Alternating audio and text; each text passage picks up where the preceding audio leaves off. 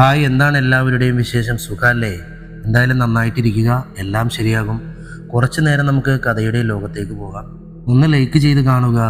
കഥയുടെ തുടക്കത്തിൽ തന്നെ പറഞ്ഞു കേട്ട പേടിപ്പെടുത്തുന്ന കഥകൾ ഇറങ്ങുന്ന ആ നാട്ടിലേക്ക്, അവിടുത്തെ കുപ്രസിദ്ധമായ മനയിലേക്ക് യാത്ര പുറപ്പെടുമ്പോൾ ഞങ്ങളൊന്നേ ആഗ്രഹിച്ചുള്ളൂ: യുക്തിഭദ്രമായ ഒരു കാരണം കണ്ടുപിടിച്ച് അന്ധവിശ്വാസങ്ങളുടെ മറപൊളിച്ച് യുക്തിവാദത്തിൻ്റെ വെളിച്ചം പടർത്തുക.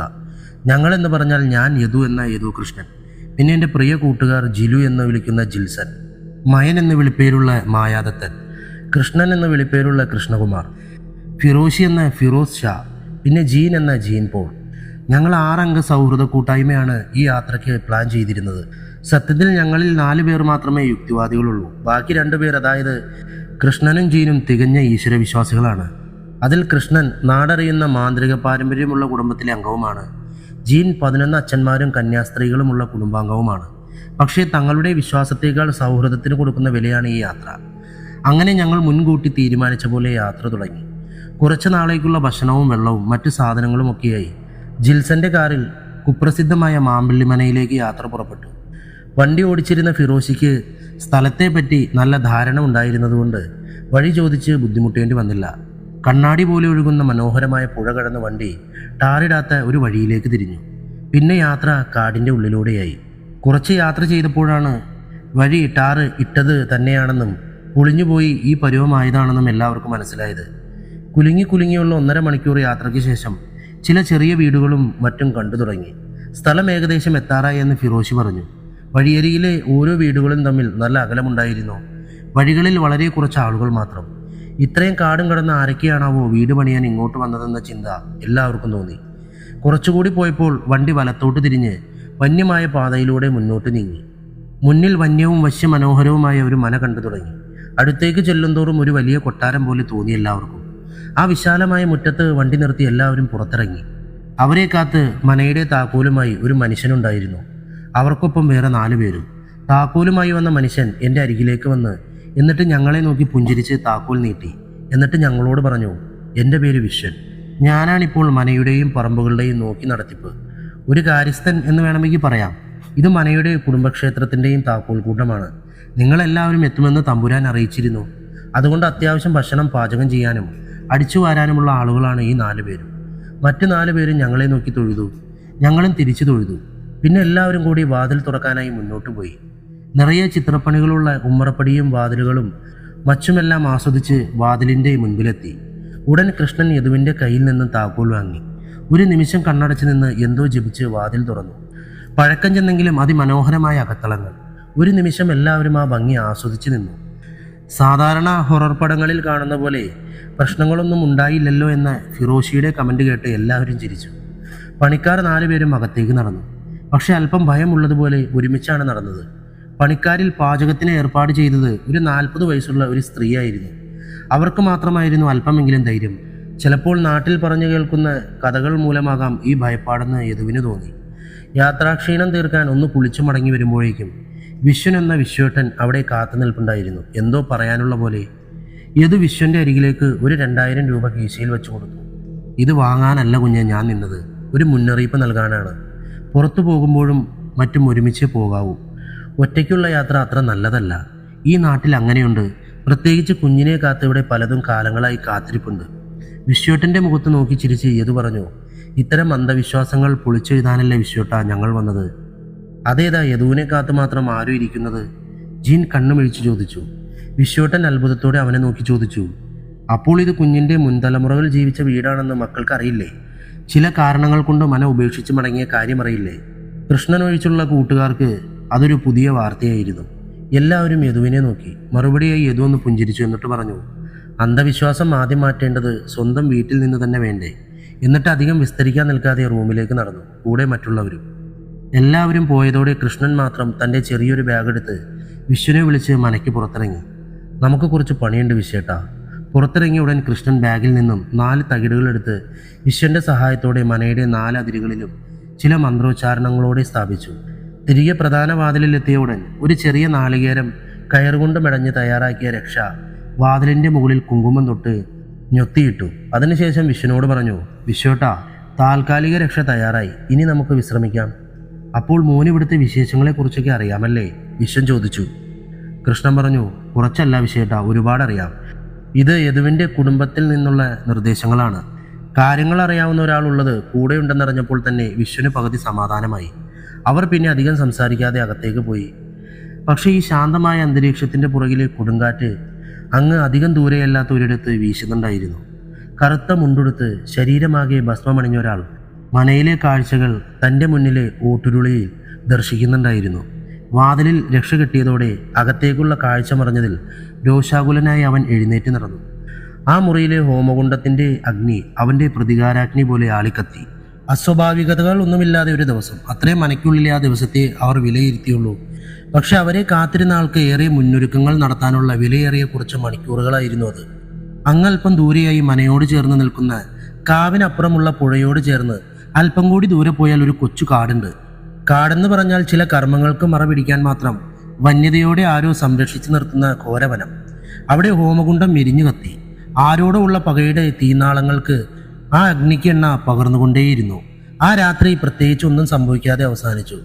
പ്രഭാത ഭക്ഷണത്തിന് ശേഷം എല്ലാവരും ഒരുമിച്ചുകൂടി തങ്ങളുടെ അന്നത്തെ പരിപാടികൾ ആസൂത്രണം ചെയ്തു. മനയുടെ അടുത്തുള്ള കാവിൻ്റെ അകത്തേക്കുള്ള യാത്രയുടെ കാര്യം തീരുമാനമായി. കാരണം പല അപകടങ്ങളും ആ നാട്ടിൽ സംഭവിച്ചതിൻ്റെ കാരണങ്ങൾ അവിടെയും ഉണ്ടെന്നാണ് നാട്ടിലെ സംസാരം. അത്യാവശ്യം വേണ്ട സാധനങ്ങൾ എടുത്ത് അവർ 6 പേരും പുറത്തേക്കിറങ്ങി. കൂടെ വിശ്വനും പോകാൻ തയ്യാറായി. അവരുടെ സുരക്ഷ തൻ്റെയും ഉത്തരവാദിത്തമാണെന്ന് അയാൾ വിശ്വസിച്ചു.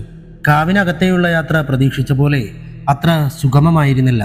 വിശ്വനും ജിൽസനും കൂടി കയ്യിൽ കരുതിയ വലിയ നീളമുള്ള വാള് പോലെ തോന്നിപ്പിക്കുന്ന കത്തികൾ കൊണ്ട് കാട് വീശിയൊതുക്കി മറ്റുള്ളവർക്ക് മുന്നോട്ടുള്ള വഴിയൊരുക്കി.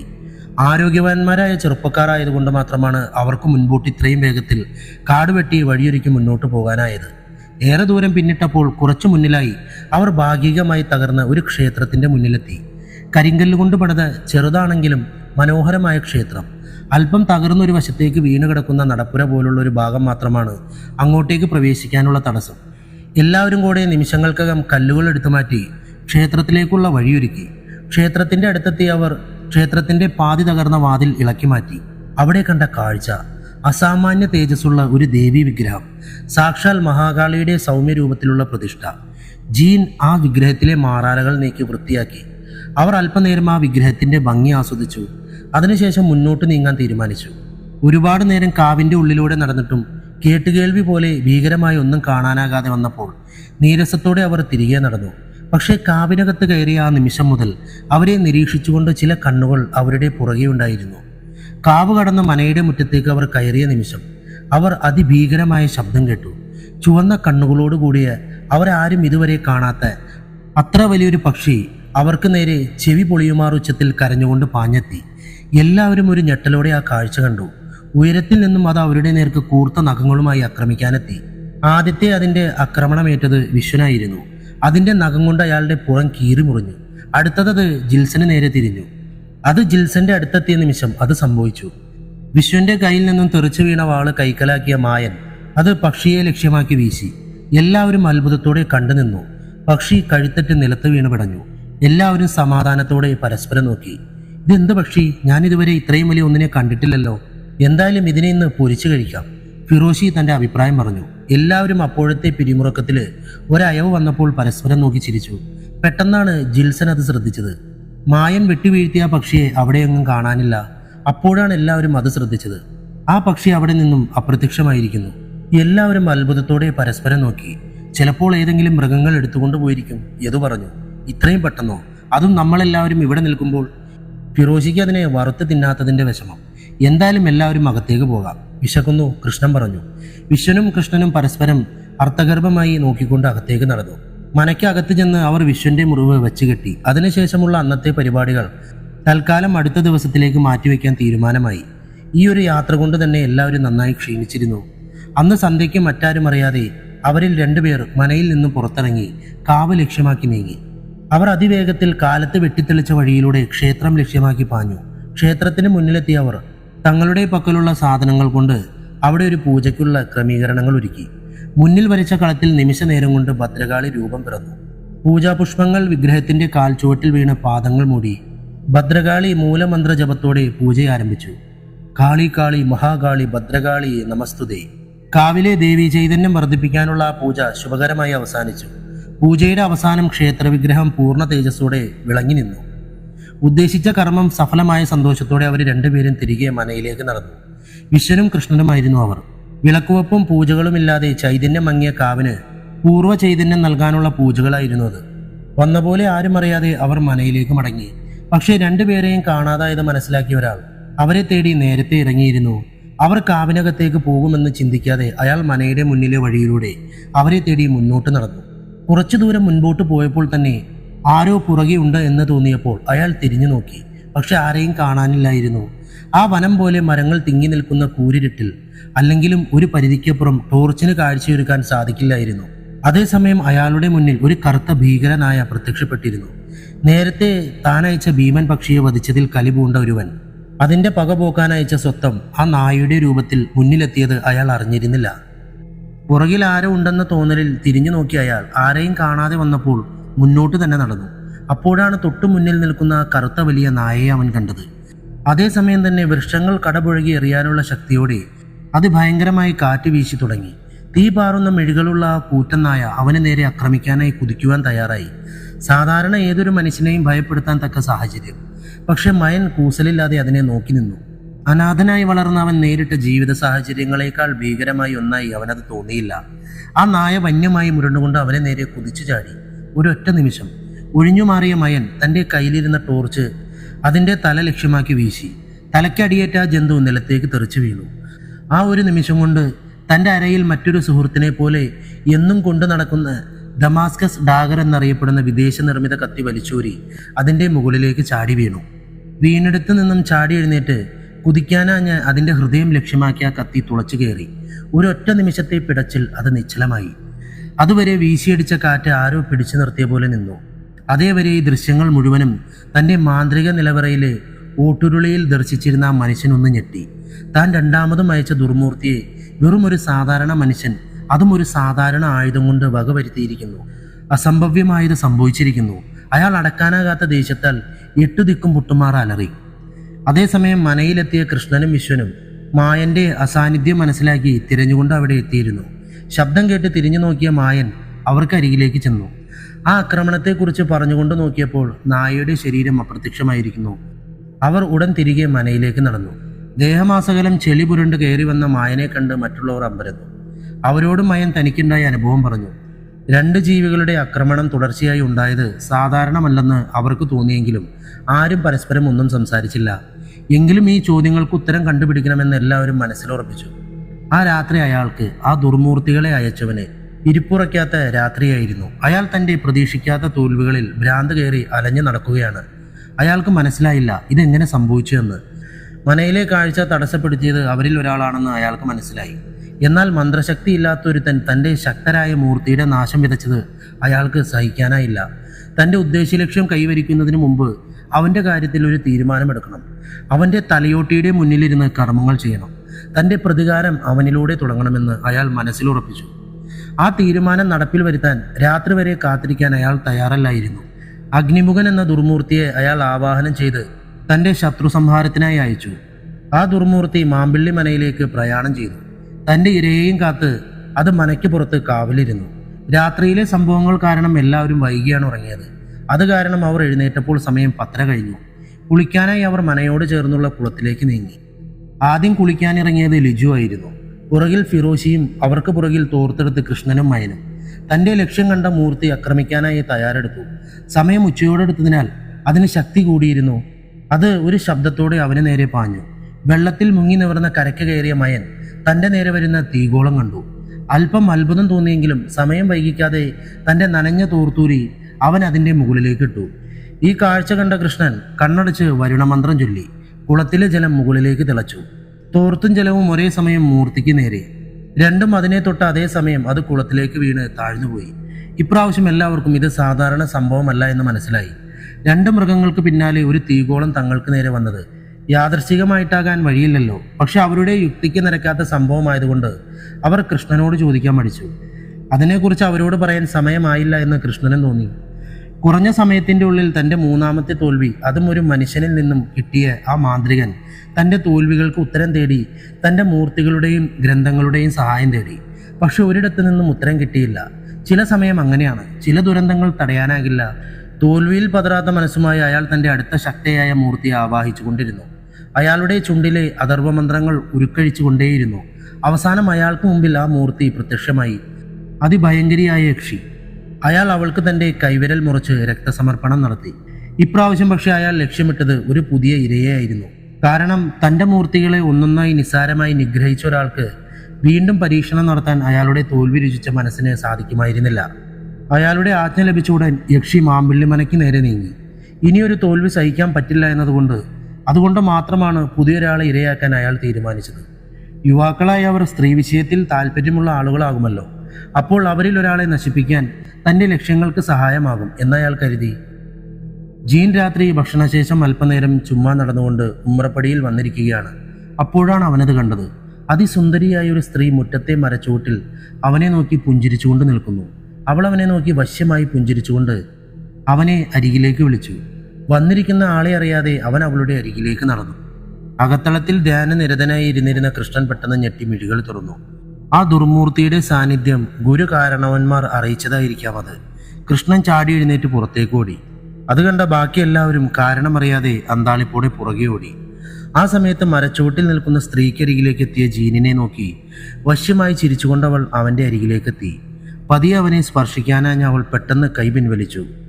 കഴുത്തിലണിഞ്ഞ കുരിശുമാല അതിൻ്റെ വിശ്വാസ്യത സംരക്ഷിച്ചു. ആ ഒരു നിമിഷം മതിയായിരുന്നു ജീനിന് താൻ ചെയ്ത മണ്ടത്തരം മനസ്സിലാക്കാൻ. ഇത്രയും ഏകാന്തമായൊരു സ്ഥലത്ത് ഒറ്റയ്ക്കൊരു സ്ത്രീ, അതും ഒരു പുരുഷനെ പുറത്തേക്ക് വിളിച്ച് അത്ര നല്ല കാര്യമായി അവന് തോന്നിയില്ല. പെട്ടെന്നുണ്ടായ ഉൾവിളിയിൽ അവൻ തിരികെ ഓടി. പക്ഷെ അവൻ്റെ മാറ്റം തിരിച്ചറിഞ്ഞ ആ ദുർമൂർത്തി അവന് തടസ്സമുണ്ടാക്കി അവൻ്റെ മുന്നിലേക്ക് പാഞ്ഞെത്തി. പഴയ വശ്യമനോഹരമായ രൂപമായിരുന്നില്ല അവൾക്ക്. അതിഭീകരമായ രൂപമെടുത്ത് മുന്നിൽ നിന്നു അവൾ. ചോരക്കണ്ണുകളും തുറിച്ച മിഴികളും വിണ്ടുകീറി രക്തമൊലിക്കുന്ന മുഖവും മദരങ്ങളും പാറിപ്പറക്കുന്ന തലമുടിയും ചോര ഇറ്റുവീഴുന്ന ദ്രംഷ്ടകളുമായി അലറി വിളിച്ചുകൊണ്ട് ആ ഭീകര രൂപിണി അവനെ തടഞ്ഞുകൊണ്ട് നിൽപ്പായി.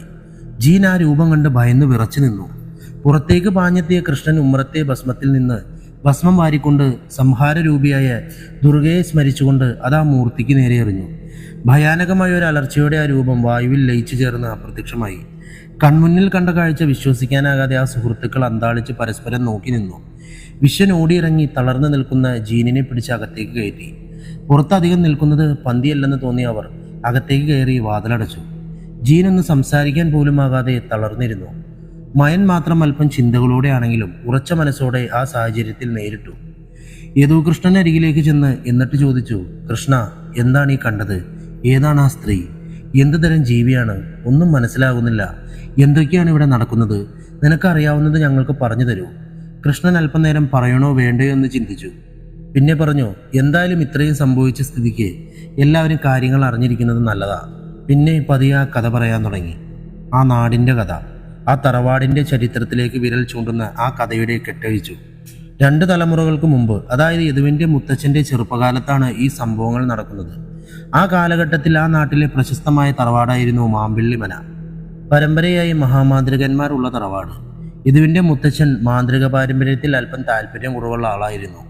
കാളിദാസൻ എന്നായിരുന്നു അദ്ദേഹത്തിൻ്റെ പേര്. അദ്ദേഹത്തിന് ഇന്ദുലേഖ എന്നൊരു സഹോദരിയും ഉണ്ടായിരുന്നു.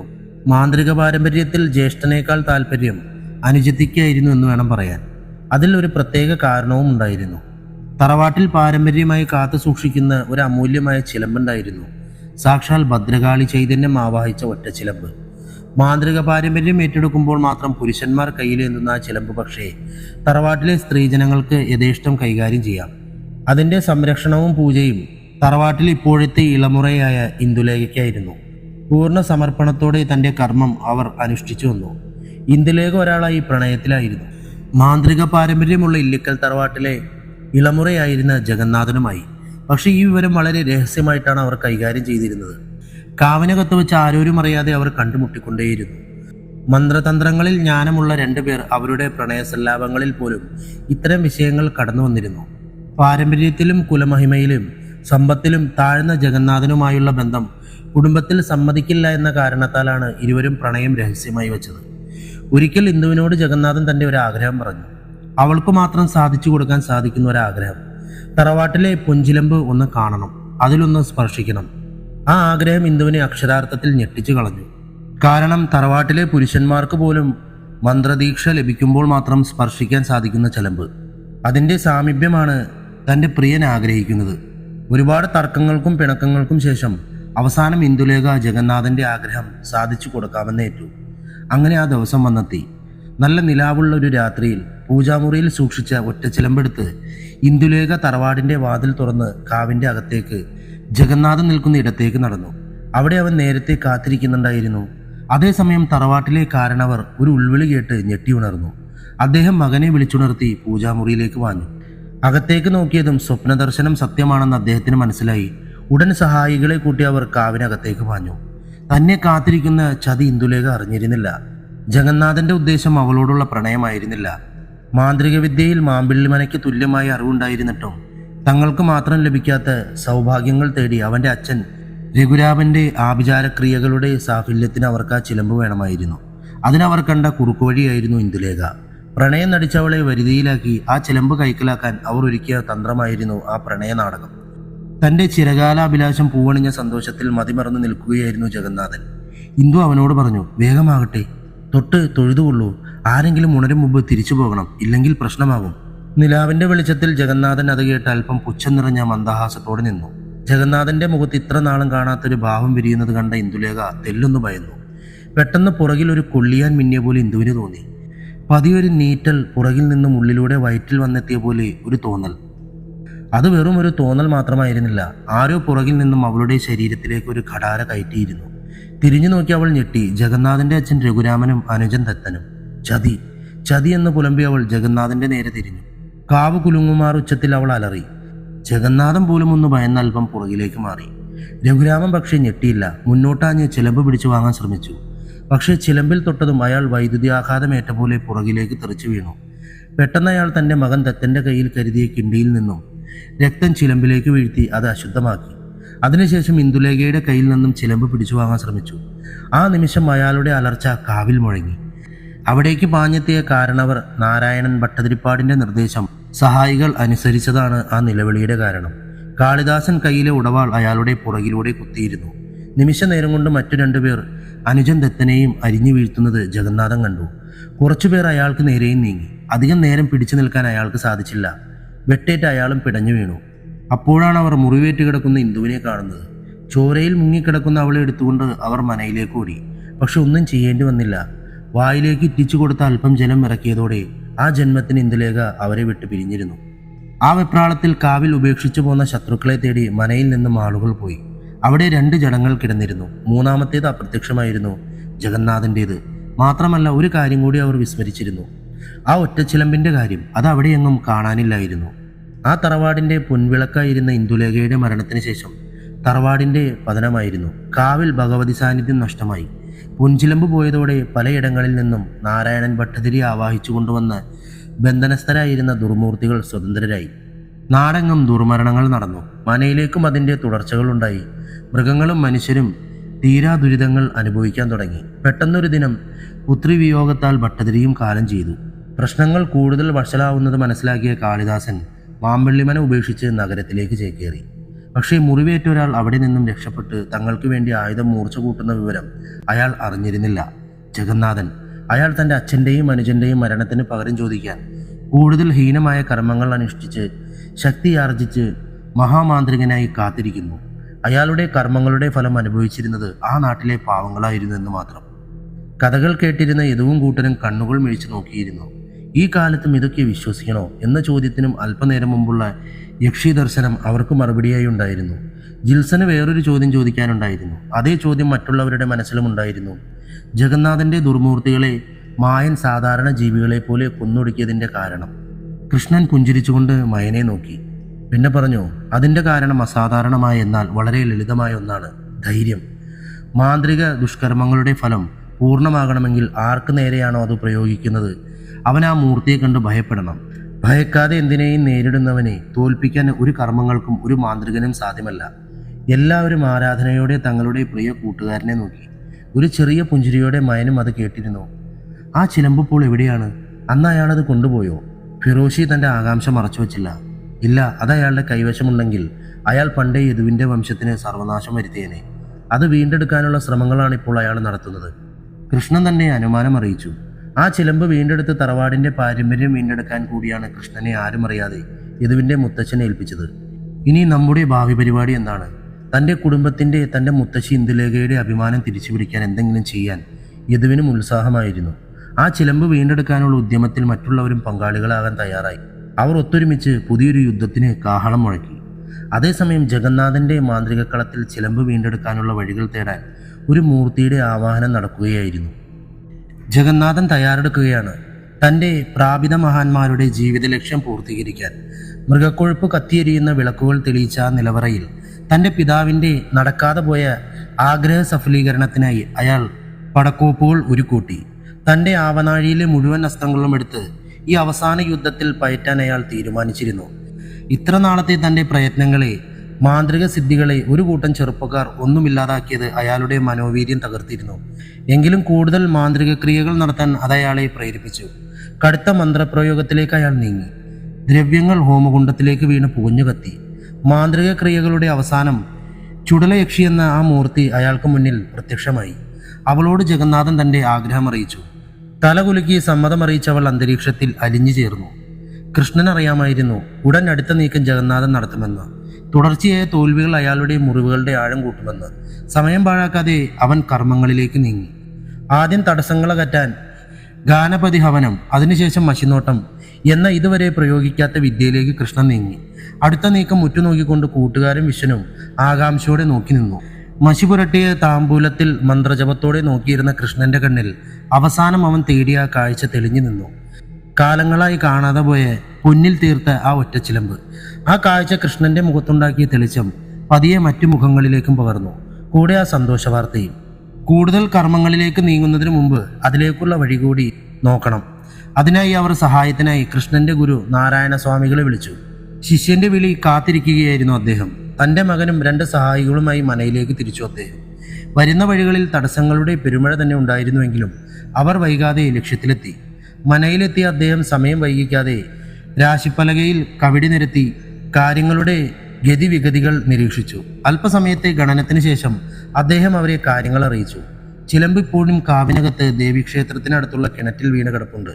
അന്ന് ജഗന്നാഥന്റെ പിതാവ് രഘുരാമൻ രക്തം വീഴ്ത്തി അശുദ്ധമാക്കിയതിനാൽ ശക്തി ക്ഷയിച്ച് അത് അവിടെ തന്നെ കിടക്കുന്നുണ്ട്. അതെടുക്കാനുള്ള മുന്നോടിയായി ചെയ്യേണ്ട ആദ്യത്തെ കർമ്മം വന്ന ഉടനെ കൃഷ്ണൻ ചെയ്തിരുന്നു. കാവിൽ പൂജ ചെയ്ത് ദേവി ചൈതന്യം കാവിൽ പുനഃസ്ഥാപിച്ചിരുന്നു. അടുത്തത് ചിലമ്പിന്റെ അവകാശി അശുദ്ധി നീക്കി ചിലമ്പ് തിരിച്ചെടുക്കുക എന്നതാണ്. ഇത്ര നാളും ജഗന്നാഥനത് വെളിച്ചപ്പെടാതിരുന്നത് ചൈതന്യം മങ്ങിയെങ്കിലും ദേവി വിഗ്രഹവും ചിലമ്പും അതിൻ്റെ ശക്തി നിലനിർത്തുന്നത് കൊണ്ടായിരുന്നു.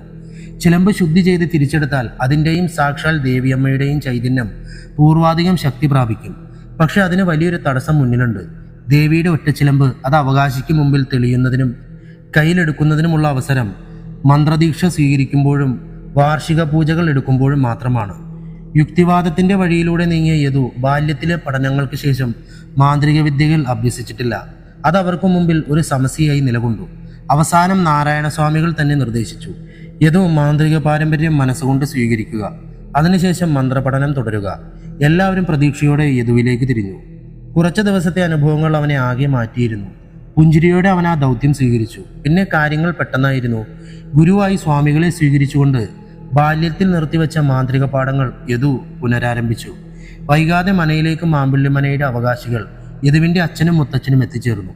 മുത്തച്ഛൻ പരമ്പരാഗതമായി കൈമാറി വന്ന മൂലമന്ത്രങ്ങൾ യദുവിൻ്റെ ചെവിയിൽ ഓതിക്കൊടുത്തു. കൂടുതൽ പഠിക്കേണ്ട മന്ത്രങ്ങളുടെ താളിയോലകൾ അടങ്ങിയ പെട്ടി ഭക്തിപൂർവ്വം യദുവിന് കൈമാറി. അങ്ങനെ വളരെ ചുരുങ്ങിയ ദിവസങ്ങൾ കൊണ്ട് ആ യുക്തിവാദി ഈശ്വരവിശ്വാസിയായി. ഇനിയാണ് വളരെ മർമ്മപ്രധാനമായ അടുത്ത ഘട്ടം, ചിലമ്പ് തേടിയുള്ള യാത്ര. അതിന് 4 പേർ പോകാൻ തീരുമാനമായി.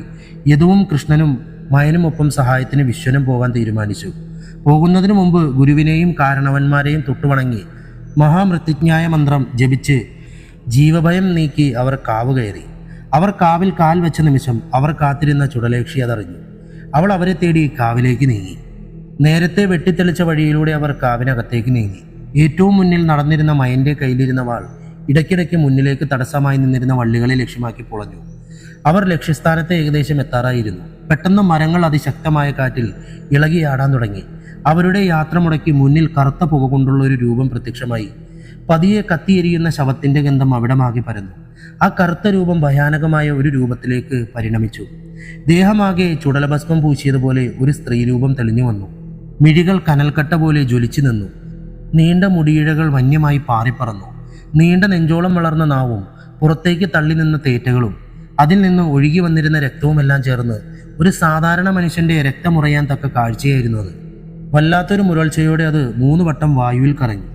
മന്ത്രവിദ്യകൾ അഭ്യസിച്ചവരായിട്ടും കൃഷ്ണനും യദുവും ഞെട്ടലോടെ ഒരടി പിറകിലേക്ക് വെച്ചു. വിശ്വൻ ഒരു മോഹാലസ്യത്തിന്റെ വക്കിലായിരുന്നു. അപ്പോഴാണ് അവർ മയനെ ശ്രദ്ധിച്ചത്. അവൻ കുലുക്കമില്ലാതെ ആ സ്വത്തത്തിനെ നോക്കി നിൽക്കുന്നു. ആ കാഴ്ച മറ്റുള്ളവർക്ക് അല്പമൊന്നുമല്ല ആശ്വാസമേകിയത്. അവർ തങ്ങളുടെ മനസാന്നിധ്യം വീണ്ടെടുത്തു. അത് മനസ്സിലായതും ചുടലേക്ഷി കോപത്തോടെ അവർക്ക് നേരെ എരിയുന്ന അഗ്നിഗോളങ്ങൾ അയച്ചു. അവർ അതിൽ നിന്നും ഒഴിഞ്ഞു മാറിക്കൊണ്ടേയിരുന്നു. കൃഷ്ണനുടൻ ഒറ്റക്കാലിൽ നിന്ന് സാക്ഷാൽ നരസിംഹമൂർത്തിയെ ധ്യാനിച്ചു. ഉടൻ യദുവും മുത്തച്ഛൻ ഉപദേശിച്ച ശ്രീ ഭദ്രകാളിയുടെ മൂലമന്ത്രജപം തുടങ്ങി. മയൻ അത്ര നേരം ആ ദുർമൂർത്തിയുടെ ശ്രദ്ധ തിരിച്ചുകൊണ്ടേയിരുന്നു. തീജ്വാലകൾ ഏറ്റ് വിശ്വന് സാരമായ പൊള്ളലേറ്റു. ദൈവാധീനം കൊണ്ട് മാത്രമാണ് അയാൾ മരണത്തിൽ നിന്ന് രക്ഷപ്പെട്ടത്. മന്ത്രജപങ്ങളുടെ പാരമ്യത്തിൽ അവിടമെല്ലാം സുവർണ നിറമുള്ള പ്രകാശം പറന്നു. ശംഖനാദത്തിന്റെ അകമ്പടിയോടെ സാക്ഷാൽ നരസിംഹമൂർത്തി സാന്നിധ്യം അറിയിച്ചു. ചുടലേക്ഷി ആ ചൈതന്യത്തിന്റെ മുന്നിൽ ഭയന്ന് വിറച്ചു നിന്നു.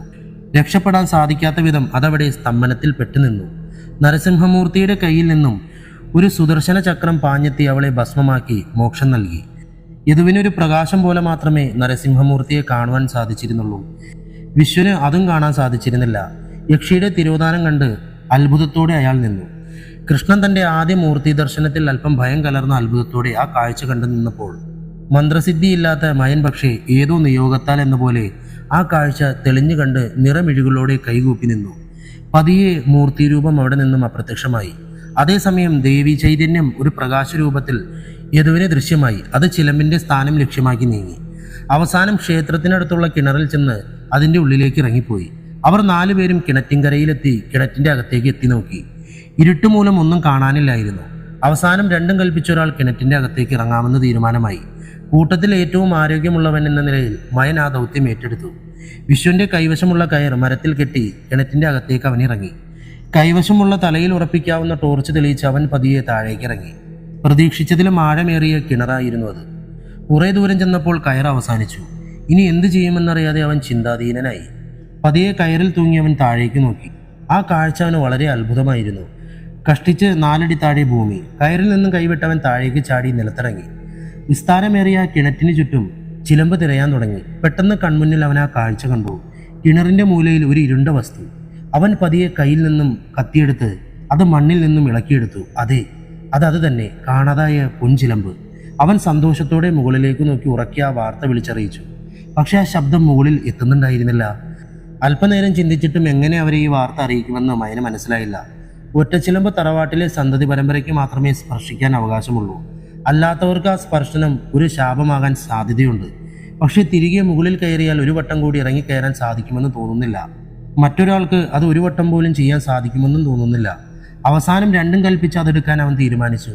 തൻ്റെ പ്രിയ മിത്രത്തിന് വേണ്ടി ത്യജിക്കാൻ തൻ്റെ കയ്യിൽ ഈ ഒരു ജീവിതം മാത്രമേ ഉള്ളൂ എന്നവന് തോന്നി. അവൻ കുനിഞ്ഞ് ചിലമ്പ് ഭക്തിപൂർവ്വം കയ്യിലെടുത്തു. പക്ഷെ പ്രത്യേകിച്ചൊന്നും സംഭവിച്ചില്ല. അവൻ ചിലമ്പ് കൈവശമുള്ള സഞ്ചിയിൽ തിരികെ കയറിൽ തൂങ്ങി മുകളിലേക്ക് കയറി. ഇറങ്ങി കുറേ സമയം കഴിഞ്ഞിട്ട് മയനെ കാണാഞ്ഞിട്ട് ആശങ്കയിലായിരുന്നു മൂവരും. താൻ സ്വാർത്ഥ താല്പര്യത്തിന് അവൻ ഒറ്റയ്ക്ക് പറഞ്ഞയച്ചതാണോ എന്ന് പോലും യദുവിന് തോന്നി. അവൻ നിറഞ്ഞ കണ്ണുകളോടെ കിണറ്റിലേക്ക് നോക്കി ഉറക്കിയ മയനെ വിളിച്ചു. പെട്ടെന്ന് ഉള്ളിൽ നിന്നും മറുപടി വന്നു. വെറുതെ തൊണ്ട പൊട്ടിക്കണ്ട, ഞാൻ എത്താറായി. അടിയിൽ നിന്ന് 100 വിളി വിളിച്ചതാ, ഒരുത്തരും വിളി കേട്ടില്ല എന്ന് പറഞ്ഞ് മയൻ കയറി വന്നു. മറ്റു 3 പേരും ചേർന്ന് അവനെ പിടിച്ചു കയറ്റി. കയറിയ ഉടൻ കൃഷ്ണൻ ചോദിച്ചു, എടാ ചിലമ്പ് കണ്ടോ? എത്ര ആഴമുണ്ട് കിണറിന്? ചിലമ്പ് കണ്ടു. കിണറിന് ഈ കയറിനേക്കാൾ ഒരു 4 അടി ആഴം കൂടുതലുണ്ട്. മയൻ പറഞ്ഞത് കേട്ട് യദുവും കൃഷ്ണനും ഒരു നിമിഷത്തേക്ക് സന്തോഷിക്കുകയും അടുത്ത ഉത്തരം കേട്ട് നിരാശപ്പെടുകയും ചെയ്തു. കാരണം അത്രയും ദൂരം കയറിൽ തൂങ്ങിയിറങ്ങാൻ തങ്ങൾക്ക് സാധിക്കില്ലെന്ന് അവർക്കറിയാമായിരുന്നു. നിരാശയോടെ അവർ തിരികെ നടക്കാൻ തുടങ്ങി. വേറെ എന്തെങ്കിലും വഴി കാണാമല്ലോ. അടുത്ത നിമിഷം മയൻ അവരെ തിരിച്ചു വിളിച്ചു. തിരിഞ്ഞു നോക്കി അവർ കണ്ണ് തള്ളി നിൽപ്പായി. കയ്യിൽ ഒറ്റച്ചിലമ്പുമായി നിൽക്കുന്ന മയൻ. അവർക്ക് സ്വന്തം കണ്ണിനെ വിശ്വസിക്കാനായില്ല. സന്തോഷം കൊണ്ട് അവർ തുള്ളിച്ചാടി. പെട്ടെന്ന് ആ സന്തോഷം നിർത്തി യദു മയനോട് ചോദിച്ചു, ഇതിൽ നീ എങ്ങനെ സ്പർശിച്ചു? തറവാടിൻ്റെ പുറത്തുള്ളവർക്ക് ഇതിൻ്റെ ദർശനം കിട്ടാൻ വരെ തറവാട്ടിലെ ഒരു അംഗത്തിൻ്റെ സാന്നിധ്യം വേണം. പിന്നെ നീ ഇതെങ്ങനെ സാധിച്ചു? മയൻ പുഞ്ചിരിച്ചുകൊണ്ട് പറഞ്ഞു, എൻ്റെ മനസ്സിൽ നീയുണ്ടല്ലോ യദു, അതുകൊണ്ടാവും. അവർ 3 പേരും അത് കേട്ട് ചിരിച്ചു. അതിനുശേഷം മയൻ തന്നെ ക്ഷേത്രക്കുളത്തിലിറങ്ങി ചിലമ്പ് കഴുകി വൃത്തിയാക്കി. ഉരച്ചു കഴുകി തുടച്ചപ്പോൾ ചിലമ്പിൻ്റെ പ്രകാശം അവിടമാകെ പരന്നു. അതിനുശേഷം അവർ ചിലമ്പുമായി ക്ഷേത്രത്തിൻ്റെ അകത്തെത്തി.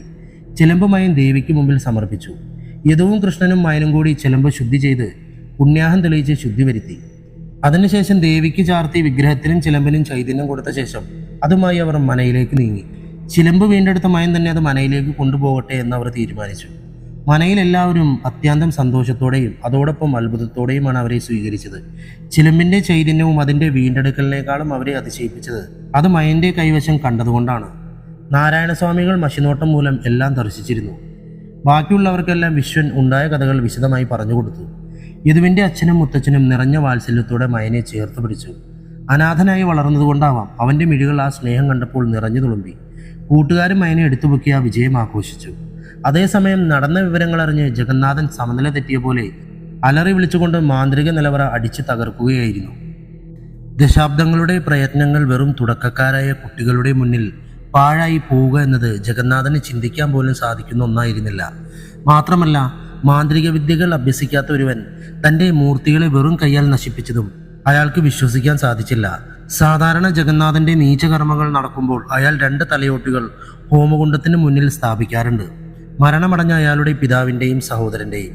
അയാളുടെ കർമ്മങ്ങൾക്ക് അവരുടെ ദുരാത്മാക്കൾ ശക്തി പകർന്നിരുന്നു. പക്ഷെ ഇപ്പോൾ കർമ്മങ്ങളിൽ അവരുടെ സാന്നിധ്യം കാണുന്നില്ല. ഉപാസനമൂർത്തികൾ പ്രസാദിക്കുന്നില്ല. കർമ്മങ്ങൾക്ക് ശക്തി പകരാൻ അയാൾ അതിക്രൂരമായൊരു വഴിയിലേക്ക് നീങ്ങി. നരബലി, അതും 12 വയസ്സിൽ താഴെ പ്രായമുള്ള 12 ബാലികമാർ. ഇതിനു മുമ്പും അയാൾ ഈ ദുഷ്കർമ്മം ചെയ്തിട്ടുണ്ട്. പിതാവിൻ്റെയും സഹോദരൻ്റെയും മരണശേഷം തൻ്റെ കർമ്മങ്ങൾക്ക് ശക്തി പകരാൻ ആ കർമ്മങ്ങൾ നാട്ടുകാർക്ക് 12 ബാലികമാരെയും പിന്നീടുള്ള ജീവിതവും നഷ്ടമായി. ദുർമൂർത്തിയുടെ വിഹാര കേന്ദ്രമായ ആ നാട് ദുർമരണങ്ങളുടെ തുടർക്കഥകൾ കേട്ടുകൊണ്ടേയിരുന്നു. ഭയന്ന് ഒരുപാട് പേർ ആ നാട് ഉപേക്ഷിച്ചു. ഒരു കാലത്ത് ജനനിബിഡമായ ആ പ്രദേശം പതിയെ പതിയെ ഏകദേശം വിജനമായി. ജഗന്നാഥൻ തൻ്റെ കർമ്മങ്ങൾക്കായി ബാലികകളെ കടത്തിക്കൊണ്ടുവരാൻ സഹായികളെ നിയോഗിച്ചു. ആ നാട് വീണ്ടും ഒരു ദുരന്തത്തിന് സാക്ഷ്യം വരിക്കാൻ ഒരുങ്ങിക്കഴിഞ്ഞു. നാരായണസ്വാമികൾ ധ്യാനിച്ചു കൊണ്ടിരിക്കുമ്പോൾ ഉപാസനമൂർത്തികൾ ചില സൂചനകൾ തോന്നിപ്പിച്ചിരുന്നു. അപൂർണമായ ആ തോന്നലുകൾ ഉറപ്പിക്കാനായി മഷിനോട്ടം നടത്താൻ അദ്ദേഹം തീരുമാനിച്ചു. എല്ലാവരും ജിജ്ഞാസയോടെ കാത്തുനിന്നു. താമ്പൂലത്തിലേക്ക് കണ്ണും നട്ടിരുന്ന സ്വാമികൾ ആശങ്കകൾ നിറഞ്ഞ മുഖത്തോടെയാണ് മിഴികൾ ഉയർത്തിയത്. ആകാംക്ഷയോടെ നോക്കിയ മുഖങ്ങളിലേക്ക് നോക്കി അദ്ദേഹം പറഞ്ഞു, നരബലി, അതാണ് അവൻ്റെ ഉദ്ദേശം. കർമ്മങ്ങൾക്കൊടുവിൽ മഹാശക്തനായി ചിലമ്പ് കൈവശപ്പെടുത്താനാണ് അവൻ്റെ ഉദ്ദേശം. പിന്നെ അവനെ തടയാൻ ആർക്കുമാകില്ല. സാക്ഷാൽ ദേവിയെ വരെ മന്ത്രത്താൽ ബന്ധിക്കാനാണ് അവർ പണ്ട് ചിലമ്പ് കൈവശപ്പെടുത്താൻ നോക്കിയത്. ആ ഉദ്ദേശം നടപ്പിൽ വരുത്തുവാൻ വീണ്ടും അവൻ ശ്രമിക്കും. ഇത്തവണ പക്ഷേ അവനെ നേരിടാൻ 1 കൂടുതൽ പേരുണ്ടെന്ന് മാത്രമല്ല, പ്രണയത്തിൻ്റെ ചതിയുടെ മുഖം മൂടി ഇപ്പോൾ അവനില്ല. എന്നാൽ ഇപ്പോൾ അവന് വേറൊരു മുൻതൂക്കമുണ്ട്. എല്ലാവരും സ്വാമികളുടെ മുഖത്തേക്ക് നോക്കി ശ്വാസമടക്കി പിടിച്ചു നിന്നു. സ്വാമികൾ ഒന്ന് നിർത്തി സംഭാഷണം വീണ്ടും തുടർന്നു. 90 വയസ്സായിട്ടും 30ൻ്റെ ആരോഗ്യമുള്ള ആ ശരീരത്തിൽ മുറിവുണ്ടാകാൻ സാധാരണ ആയുധങ്ങൾക്കാകില്ല. അതുകൊണ്ട് തന്നെ അവന് മരണം വിധിക്കാൻ, അവൻ്റെ ദുഷ്കർമ്മങ്ങൾക്ക് അന്ത്യം വരുത്താൻ അവനോളം മന്ത്രശക്തികളുള്ള ഒരാൾ വേണം. അതുമല്ലെങ്കിൽ അവന് രക്തബന്ധമോ മാനസിക ബന്ധമോ ഉള്ള ആരെങ്കിലും വേണം. സ്വാമികളുടെ വാക്കുകൾ അല്പം നിരാശ നൽകിയെങ്കിലും അവനെ തടയാൻ എന്തെങ്കിലും മാർഗം ഉരുത്തിരിയുമെന്ന പ്രതീക്ഷയിൽ എല്ലാവരും കാതുകൂർപ്പിച്ചു നിന്നു. നാരായണസ്വാമികൾ കവടി നിരത്തി ഗണിച്ചു നോക്കാൻ തീരുമാനിച്ചു. അധികം വൈകാതെ രാശിപ്പലകയിൽ കവടി നിരന്നു.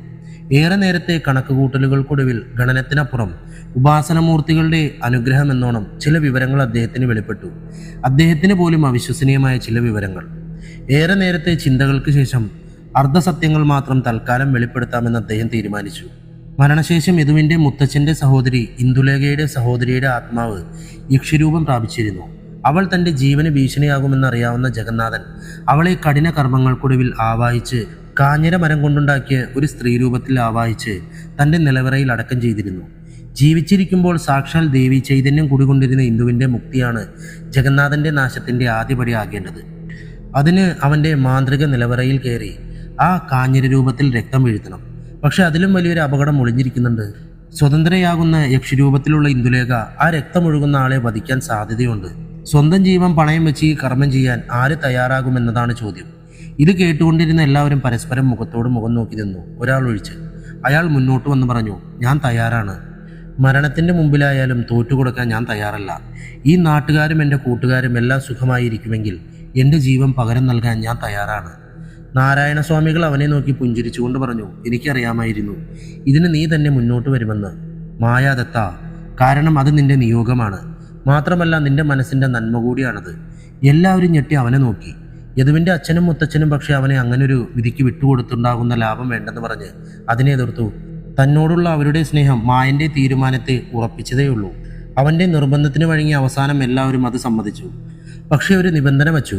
അവന്റെ കൂടെ അവന്റെ കൂട്ടുകാരും മറ്റു ചില സഹായികളും കൂടെ പോകും. അവസാനം അത് തീരുമാനമായി. ഒരു മുഹൂർത്തം നിശ്ചയിച്ച് ജഗന്നാഥന്റെ സാമ്രാജ്യത്തിലേക്ക്, അവന്റെ കർമ്മസ്ഥാനത്തേക്ക് അവർ അവരുടെ ആദ്യത്തെ പ്രത്യാക്രമണത്തിന് തയ്യാറെടുത്തു. കർമ്മങ്ങൾക്ക് വേണ്ട ചില സാധനങ്ങളുമായി 2 ദിവസത്തിന് ശേഷമുള്ള ഒരു സന്ധ്യക്ക് ജഗന്നാഥന്റെ മാന്ത്രിക കർമ്മങ്ങളുടെ നിലവറ തേടി അവർ യാത്രയായി. സഹായികളിൽ ഒരാൾ ആ നാട്ടുകാരൻ തന്നെയായിരുന്നു. പൊള്ളലേറ്റ വിഷ്ണു യാത്ര സാധ്യമല്ലാത്തതിനാൽ വഴികാട്ടിയായി അയാളെ ഏർപ്പെടുത്തിയ ആളായിരുന്നു കുട്ടൻ. വാഹനം പോകാത്തതിനാൽ കാൽനടയായിരുന്നു യാത്ര. അവിടെ നിന്നും അരമണിക്കൂർ യാത്രയ്ക്കൊടുവിൽ മനയിൽ നിന്നും അധികം ദൂരെയല്ലാത്ത മാമ്പിള്ളിമനയോട് ചേർന്നൊഴുകുന്ന പുഴയുടെ കര ചേർന്ന് 4 കിലോമീറ്റർ നടന്നാൽ കരയിൽ നിന്ന് അധികം ദൂരെയല്ലാത്ത ഒരു പഴയ നാലുകെട്ട്, ഇല്ലിക്കൽ തറവാട്. ആ വീടിന്റെ ചുറ്റും കാട് പിടിച്ച് ആൾതാമസമില്ലാത്ത പോലെ തോന്നിപ്പിച്ചു. പക്ഷെ അന്തരീക്ഷത്തിലെ മൃഗക്കൊഴുപ്പ് തിരിയുന്ന ഗന്ധം അത് അങ്ങനെയല്ലെന്ന് ഓർമ്മിപ്പിച്ചുകൊണ്ടേയിരുന്നു. മുൻവശത്തു കൂടെയുള്ള യാത്ര ഒഴിവാക്കി ചുറ്റും പരന്നു കിടന്ന കാട് പിടിച്ചു കിടക്കുന്ന വഴിയിലൂടെ അവർ ഇല്ലിക്കൽ തറവാടിന്റെ അകത്തേക്ക് നീങ്ങി. പെട്ടെന്നൊരു മൂളൽ ശബ്ദത്തോടെ അവർക്ക് മുന്നിൽ കറുത്ത പുകച്ചുരുൾ നിറഞ്ഞു. അവരുടെ വഴി മുടക്കിക്കൊണ്ട് ഒരു രൂപം പ്രത്യക്ഷപ്പെട്ടു. കരുതലോടെ അവർ ആ രൂപത്തെ ശ്രദ്ധിച്ചുകൊണ്ട് പരസ്പരം ചേർന്ന് നിന്നു. അവർക്ക് തടസ്സമുണ്ടാക്കി നിന്ന ആ രൂപം പതിയെ അതിന്റെ സ്വരൂപം സ്വീകരിച്ചു. ഒരു ഉൾക്കിടലത്തോടെയാണ് അവർ ആ രൂപത്തെ ദർശിച്ചത്. 2 ആൾ പൊക്കത്തിൽ കരിങ്കല്ലിൽ കൊത്തിയ പോലെ ഒരു രൂപം. അതിന്റെ മിഴികൾ കൃഷ്ണമണി പോലും വെളുത്ത് അതിഭീകരമായ മുഖഭാവത്തോടെ കാണപ്പെട്ടു. കരിമഷി എഴുതിയ പോലുള്ള ശരീരം പരിപൂർണ നഗ്നമായിരുന്നു. വിരലുകളിൽ പുലിയുടേതുപോലെയുള്ള നഖങ്ങളായിരുന്നു. അത് നിശബ്ദമായി എന്നാൽ വന്യമായ മുഖഭാവത്തോടെ അവരുടെ വഴി മുടക്കി നിന്നു. കൃഷ്ണൻ മനയെ നോക്കി തലയൊന്ന് താഴേക്ക് കുനിച്ചു. ഉടൻ മയൻ മനസ്സിലായി എന്ന പോലെ ആംഗ്യം കാണിച്ചുകൊണ്ട് തോൾസഞ്ചിയിൽ നിന്ന് ഒരു ഓടുകൊണ്ട് തീർത്ത വിളക്കുരൂപത്തിലുള്ള കുപ്പിയെടുത്തു. അതിന്റെ മുന്നേ കണ്ണുകളടച്ച് കൃഷ്ണൻ മന്ത്രജപം തുടങ്ങിയിരുന്നു. തറവാടിനെ കാവൽ നിർത്തിയിരുന്ന കാവൽ ഭൂതങ്ങളിൽ ഒന്നായിരുന്നു അത്. അതുപോലെ ഓരോ ദിക്കിലും ഓരോന്ന് എന്ന നിലയിൽ 4 എണ്ണം ഉണ്ടായിരുന്നു അത്. കൃഷ്ണൻ ഒരു ചെപ്പ് തുറന്ന് കുങ്കുമം എടുത്ത് ജപിച്ച് അതിന്റെ നേരെ എറിഞ്ഞ് ആവാഹനം ചെയ്തു. പതിയെ അത് മയൻ തുറന്നു പിടിച്ച കുപ്പിയിലേക്ക് പുകയായി വന്നു കയറി. മയൻ കുപ്പിയടച്ച് സഞ്ചിയിൽ വെച്ച് അതിനുശേഷം അതുപോലുള്ള 3 കുപ്പികൾ എടുത്ത് തുറന്നു വെച്ചു. കൃഷ്ണൻ നിലത്ത് ചമ്രം പടിഞ്ഞിരുന്ന് മറ്റു 3 കാവൽഭൂതങ്ങളെ ആവാഹിച്ച് കുപ്പിയിലേക്ക് കയറ്റി ബന്ധിച്ചു. അതിനുശേഷം കുട്ടൻ അവരെ തറവാടിന്റെ പിൻവാതിലിലേക്ക് നയിച്ചു. അവിടെ വാതിലിൽ ഭസ്മമണിയിച്ച് മന്ത്രോച്ചാരണത്തോടെ സ്പർശിച്ചപ്പോൾ ബന്ധനമകന്ന വാതിൽ തുറന്നു. വല്ലാത്തൊരു ഗന്ധം വായുവിൽ കലർന്നിരുന്നു. പൂജാദ്രവ്യങ്ങളുടെയും മൃഗക്കൊഴുപ്പിന്റെയും രൂക്ഷഗന്ധം നിറഞ്ഞ ഇരുണ്ട ഇടനാഴിയിലൂടെ അവർ മുന്നോട്ട് നീങ്ങി. അകത്തെ വഴികൾ കുട്ടനും അത്ര നിശ്ചയമില്ലായിരുന്നു. പക്ഷേ പൂജാദ്രവ്യങ്ങൾ എത്തിച്ചു കൊടുക്കുന്ന ഒരാളിൽ നിന്ന് ചോർത്തിയ വിവരം വച്ചുള്ള ഏകദേശ രൂപം അയാൾ അറിയിച്ചിരുന്നു. ആ വലിയ വീടിന്റെ ഉള്ളിൽ നടന്ന് അവരൊരു വലിയ ഹാളിലെത്തി. അവിടെ നിന്നും നിരവധി വാതിലുകൾ ഉണ്ടായിരുന്നു. കൃഷ്ണൻ ഒരു ചെറുനാരങ്ങ എടുത്ത് കുങ്കുമം തൊടിയിച്ച് നിലത്ത് വെച്ച് മന്ത്രം ജപിച്ചു. അല്പനിമിഷങ്ങൾക്ക് ശേഷം നാരങ്ങ പതിയെ ഉരുളാൻ തുടങ്ങി. അവർ അതിനെ പിന്തുടർന്ന് ആ വഴിയെ സഞ്ചരിച്ചു. അവസാനം അതൊരു നിലവറയ്ക്ക് മുന്നിൽ ചെന്ന് നിശ്ചലമായി. നിലവറയ്ക്ക് ശക്തമായ കാവലുണ്ടായിരിക്കുമെന്ന് കൃഷ്ണന് ഉറപ്പായിരുന്നു. അവർ അടഞ്ഞുകിടന്ന നിലവറയ്ക്ക് മുന്നിൽ ക്ഷണനേരം കൊണ്ടൊരു മാന്ത്രികക്കളം വരച്ചു. നാരായണസ്വാമികൾ വരയ്ക്കേണ്ട രീതി ജിൽസനെയും ജീനെയും ഫിറോഷിയെയും പഠിപ്പിച്ചിരുന്നു. കൂടെ സഹായികളായി വന്നവരും ചേർന്നപ്പോൾ ക്ഷണനേരം കൊണ്ട് കളം പൂർത്തിയായി. യദുവും കൃഷ്ണനും മന്ത്രോച്ചാരണത്തോടെ കളത്തിലേക്ക് പുഷ്പങ്ങൾ അർപ്പിച്ചുകൊണ്ടേയിരുന്നു. പെട്ടെന്ന് അവിടെ അതിശക്തമായ കാറ്റ് വീശിയടിക്കാൻ തുടങ്ങി. അട്ടഹസിച്ചുകൊണ്ട് ഒരു രൂപം മുൻപിൽ പ്രത്യക്ഷപ്പെട്ടു.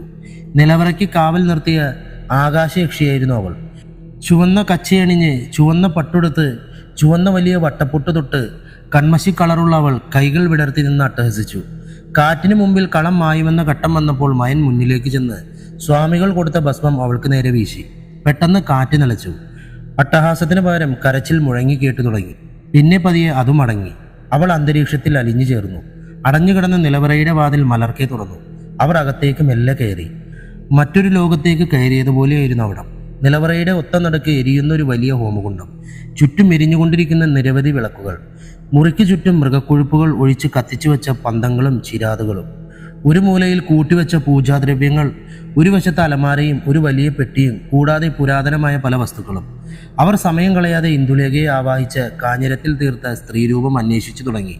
അല്പനേരത്തെ തിരച്ചിലിന് ശേഷം അവർ ഒരു വലിയ പെട്ടിക്കകത്ത് തേക്കിൽ തീർത്ത ഒരു ചെറിയ പെട്ടി കണ്ടെത്തി. ആ പെട്ടിക്കുള്ളിൽ അവർ ആകാംക്ഷയോടെ തിരഞ്ഞ ആ മരത്തിൽ തീർത്ത സ്ത്രീരൂപം. കൃഷ്ണൻ അതെടുത്ത് ഒരു വലിയ പെട്ടിയുടെ മുകളിലേക്ക് വെച്ചു. അതിനുശേഷം മയനെ നോക്കി. മയൻ അവരോട് നിലവറയുടെ മറ്റേ അറ്റത്തേക്ക് മാറി നിൽക്കാൻ ആവശ്യപ്പെട്ടു. അവർ വിഷമത്തോടെയാണെങ്കിലും മാറി നിന്നു. മയൻ സഞ്ചിയിൽ നിന്ന് സ്വാമികൾ നൽകിയ വെള്ളിക്കടാര എടുത്ത് അതുകൊണ്ട് വലതു കൈയുടെ തള്ളവിരൽ മുറിവുണ്ടാക്കി. ഒലിച്ചിറങ്ങിയ രക്തം കാഞ്ഞിര പ്രതിമയിലേക്ക് ഇറ്റിച്ചു. ശ്വാസമടക്കി പിടിച്ചു നിൽക്കുകയായിരുന്നു എല്ലാവരും. കുറച്ചു നിമിഷങ്ങൾ ഒന്നും സംഭവിച്ചില്ല. അക്ഷമനായ മയൻ കൂടുതൽ വലിയ മുറിവുണ്ടാക്കി പ്രതിമയിലേക്ക് രക്തമൊഴുക്കാൻ കത്തി കൈക്ക് നേരെ നീട്ടിയ നിമിഷം അതിശക്തമായി ഇടിവെട്ടി. മിന്നൽ പിണരുകൾ ആ വലിയ വീടിന്റെ മുകളിൽ പതിച്ച് ഓടുകൾ പൊട്ടിച്ചിതറി. എല്ലാവരും ഭയശങ്കകളോടെ പ്രതിമയിലേക്ക് നോക്കി. അതിൽ നിന്നും വെളുത്ത നിറത്തിൽ പുകച്ചുരുൾ ഉയർന്നു തുടങ്ങി. ആ പുകച്ചുരുൾ പതിയെ പതിയെ അതിസുന്ദരിയായ ഒരു സ്ത്രീരൂപം പൂണ്ടു. അവൾ ഇന്ദുലേഖ പുനർജനിച്ചിരിക്കുന്നു. അവൾ നിലവറയുടെ അങ്ങേയറ്റത്ത് നിൽക്കുന്ന യദുവിനെ നോക്കി പുഞ്ചിരിച്ചു. തൻ്റെ വംശത്തിന്റെ പിന്തുടർച്ചക്കാരനാണെന്ന് അവൾക്ക് മനസ്സിലായി. പിന്നെ പതിയെ അവൾ മയന് നേരെ നീങ്ങി. യദു ഭയത്താൽ അവനെ രക്ഷിക്കാനായി അങ്ങോട്ട് നീങ്ങാനാഞ്ഞു. പക്ഷെ കൃഷ്ണൻ അവനെ തടഞ്ഞു നിർത്തി. ഇന്ദുലേഖ പതിയെ മയന്റെ അരികിലേക്ക് ഒഴുകി നീങ്ങി. അവൻ അത്ഭുതത്തോടെ കണ്ണു ചിമ്മാതെ അവളെ നോക്കി നിന്നു. ആ സമയത്ത് ഭയമല്ല, പറഞ്ഞറിയിക്കാൻ പറ്റാത്ത എന്തോ ഒരു വികാരമാണ് അവനെ അനുഭവപ്പെട്ടത്. ഇന്ദു പതിയെ ചോര വാർന്നൊഴുകുന്ന അവന്റെ കൈ പിടിച്ച് മുഖത്തോട് ചേർത്തു.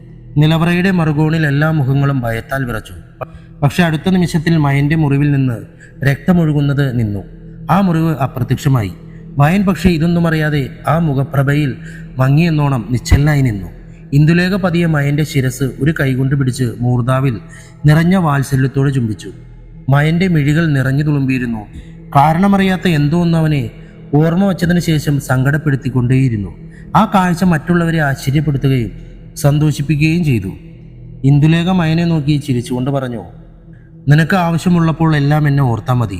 പതിയെ ആ രൂപം വായുവിൽ അലിഞ്ഞു ചേർന്നു. കുറച്ചു നിമിഷങ്ങൾ കുറെ വർഷങ്ങളാക്കി കാത്തുനിന്ന കൂട്ടുകാർ മയന്റെ അരികിലേക്ക് ഓടിയെത്തി അവനെ കെട്ടിപ്പുണർന്നു. ആ മരത്തിൽ കൊത്തിയ രൂപം അവർ കത്തുന്ന ഹോമകുണ്ടത്തിൽ നെയ്യിൽ മുക്കി നിക്ഷേപിച്ചു. പിന്നെ സമയം കളയാതെ അവർ തറവാടിന്റെ പുറത്തേക്ക് നീങ്ങി. അവർ മുൻവശത്തെ വാതിലിലേക്കാണ് നീങ്ങിയത്. തറവാട്ടിനകത്ത് ആരുമില്ലല്ലോ. അപ്പോൾ പിന്നെ പിൻവശം വഴി ചുറ്റി വളയേണ്ട കാര്യമില്ലല്ലോ. വാതിൽ തുറന്ന് പുറത്തിറങ്ങി മുറ്റത്തേക്ക് ഇറങ്ങി അവർ ഞെട്ടി. മുന്നിൽ ജഗന്നാഥൻ. ഇതുവരെ പറഞ്ഞു കേട്ട അറിവ് മാത്രമേ ഉള്ളൂ എങ്കിലും അവർക്ക് കണ്ട മാത്രമേ അയാളെ തിരിച്ചറിയാൻ സാധിച്ചു. 90 വയസ്സുള്ള കിളവനായിട്ടല്ല, ആരോഗ്യവാനായ ഒത്തൊരു മനുഷ്യനായിട്ട് അയാൾ അവർക്ക് മുന്നിൽ നീണ്ടു നിവർന്നു നിന്നു. കൂടെ അയാളുടെ സഹായികളും. തൻ്റെ നിലവറയിൽ ആരോ ആക്രമിച്ച് കടന്നു എന്ന് അയാളുടെ മൂർത്തികൾ അറിയിച്ചതിൽ ദേഷ്യം പൂണ്ട അയാൾ തൻ്റെ സഹായികളുമായി അവിടേക്ക് പാഞ്ഞെത്തുകയായിരുന്നു. അവരെ വലിച്ചു കീറാൻ തക്ക ദേഷ്യത്തിൽ നിന്നിരുന്ന അയാൾ സഹായികൾക്ക് നേരെ നോക്കിയതേയുള്ളൂ. അവർ വേഗം തന്നെ എതിരാളികൾക്ക് നേരെ പാഞ്ഞു. പിന്നെ വനയുദ്ധം തന്നെ അവിടെ നടന്നു. ഫിറോഷിയും ജീനും ജഗന്നാഥന് നേരെ നീങ്ങി. അവർ അയാളെ അരയിൽ സൂക്ഷിച്ച കത്തികൾ കൊണ്ട് നേരിട്ടു. പക്ഷെ അയാൾ കോപമടക്കി ശാന്തനായി അവരുടെ ആക്രമണം നോക്കിക്കണ്ടു. ഫിറോഷി കത്തി അയാളുടെ നെഞ്ചിൽ കുത്തിയിറക്കാൻ ശ്രമിച്ചു. പക്ഷെ അതിശയം എന്ന പോലെ ഒരു ചെറിയ പോറൽ പോലും ഏൽപ്പിക്കാനാകാതെ അവൻ മലർന്നടിച്ചു വീണു. ജീൻ കയ്യിൽ കിട്ടിയ മരക്കൊമ്പെടുത്ത് അയാളുടെ ശിരസിലടിച്ചു. ആ കമ്പ് ഒടിഞ്ഞു വീണു എന്നല്ലാതെ ഒന്നും സംഭവിച്ചില്ല. അയാൾ ജീനിനെ കാലിൽ പിടിച്ച് ഒരു കുഞ്ഞിനെ എന്ന പോലെ വലിച്ചെറിഞ്ഞു. ഇത് കണ്ടുകൊണ്ട് നിന്ന മയൻ അവരെ രക്ഷിക്കാൻ അങ്ങോട്ട് പാഞ്ഞു. തൻ്റെ നേർക്ക് വന്ന ഒരുവന്റെ അടിവയറ്റിൽ കാലുകൊണ്ട് ചവിട്ടി തെറിപ്പിച്ച ശേഷം അവൻ ജഗന്നാഥന് നേരെ പാഞ്ഞു. ഉച്ചത്തോടെ അത് കണ്ടു നിന്നു ജഗന്നാഥൻ. തൻ്റെ മൂർത്തികൾക്ക് സർവനാശം വരുത്തിയ അവൻ്റെ അന്ത്യം തൻ്റെ കൈകൊണ്ട് തന്നെയെന്ന് അയാൾ ഉറപ്പിച്ചു.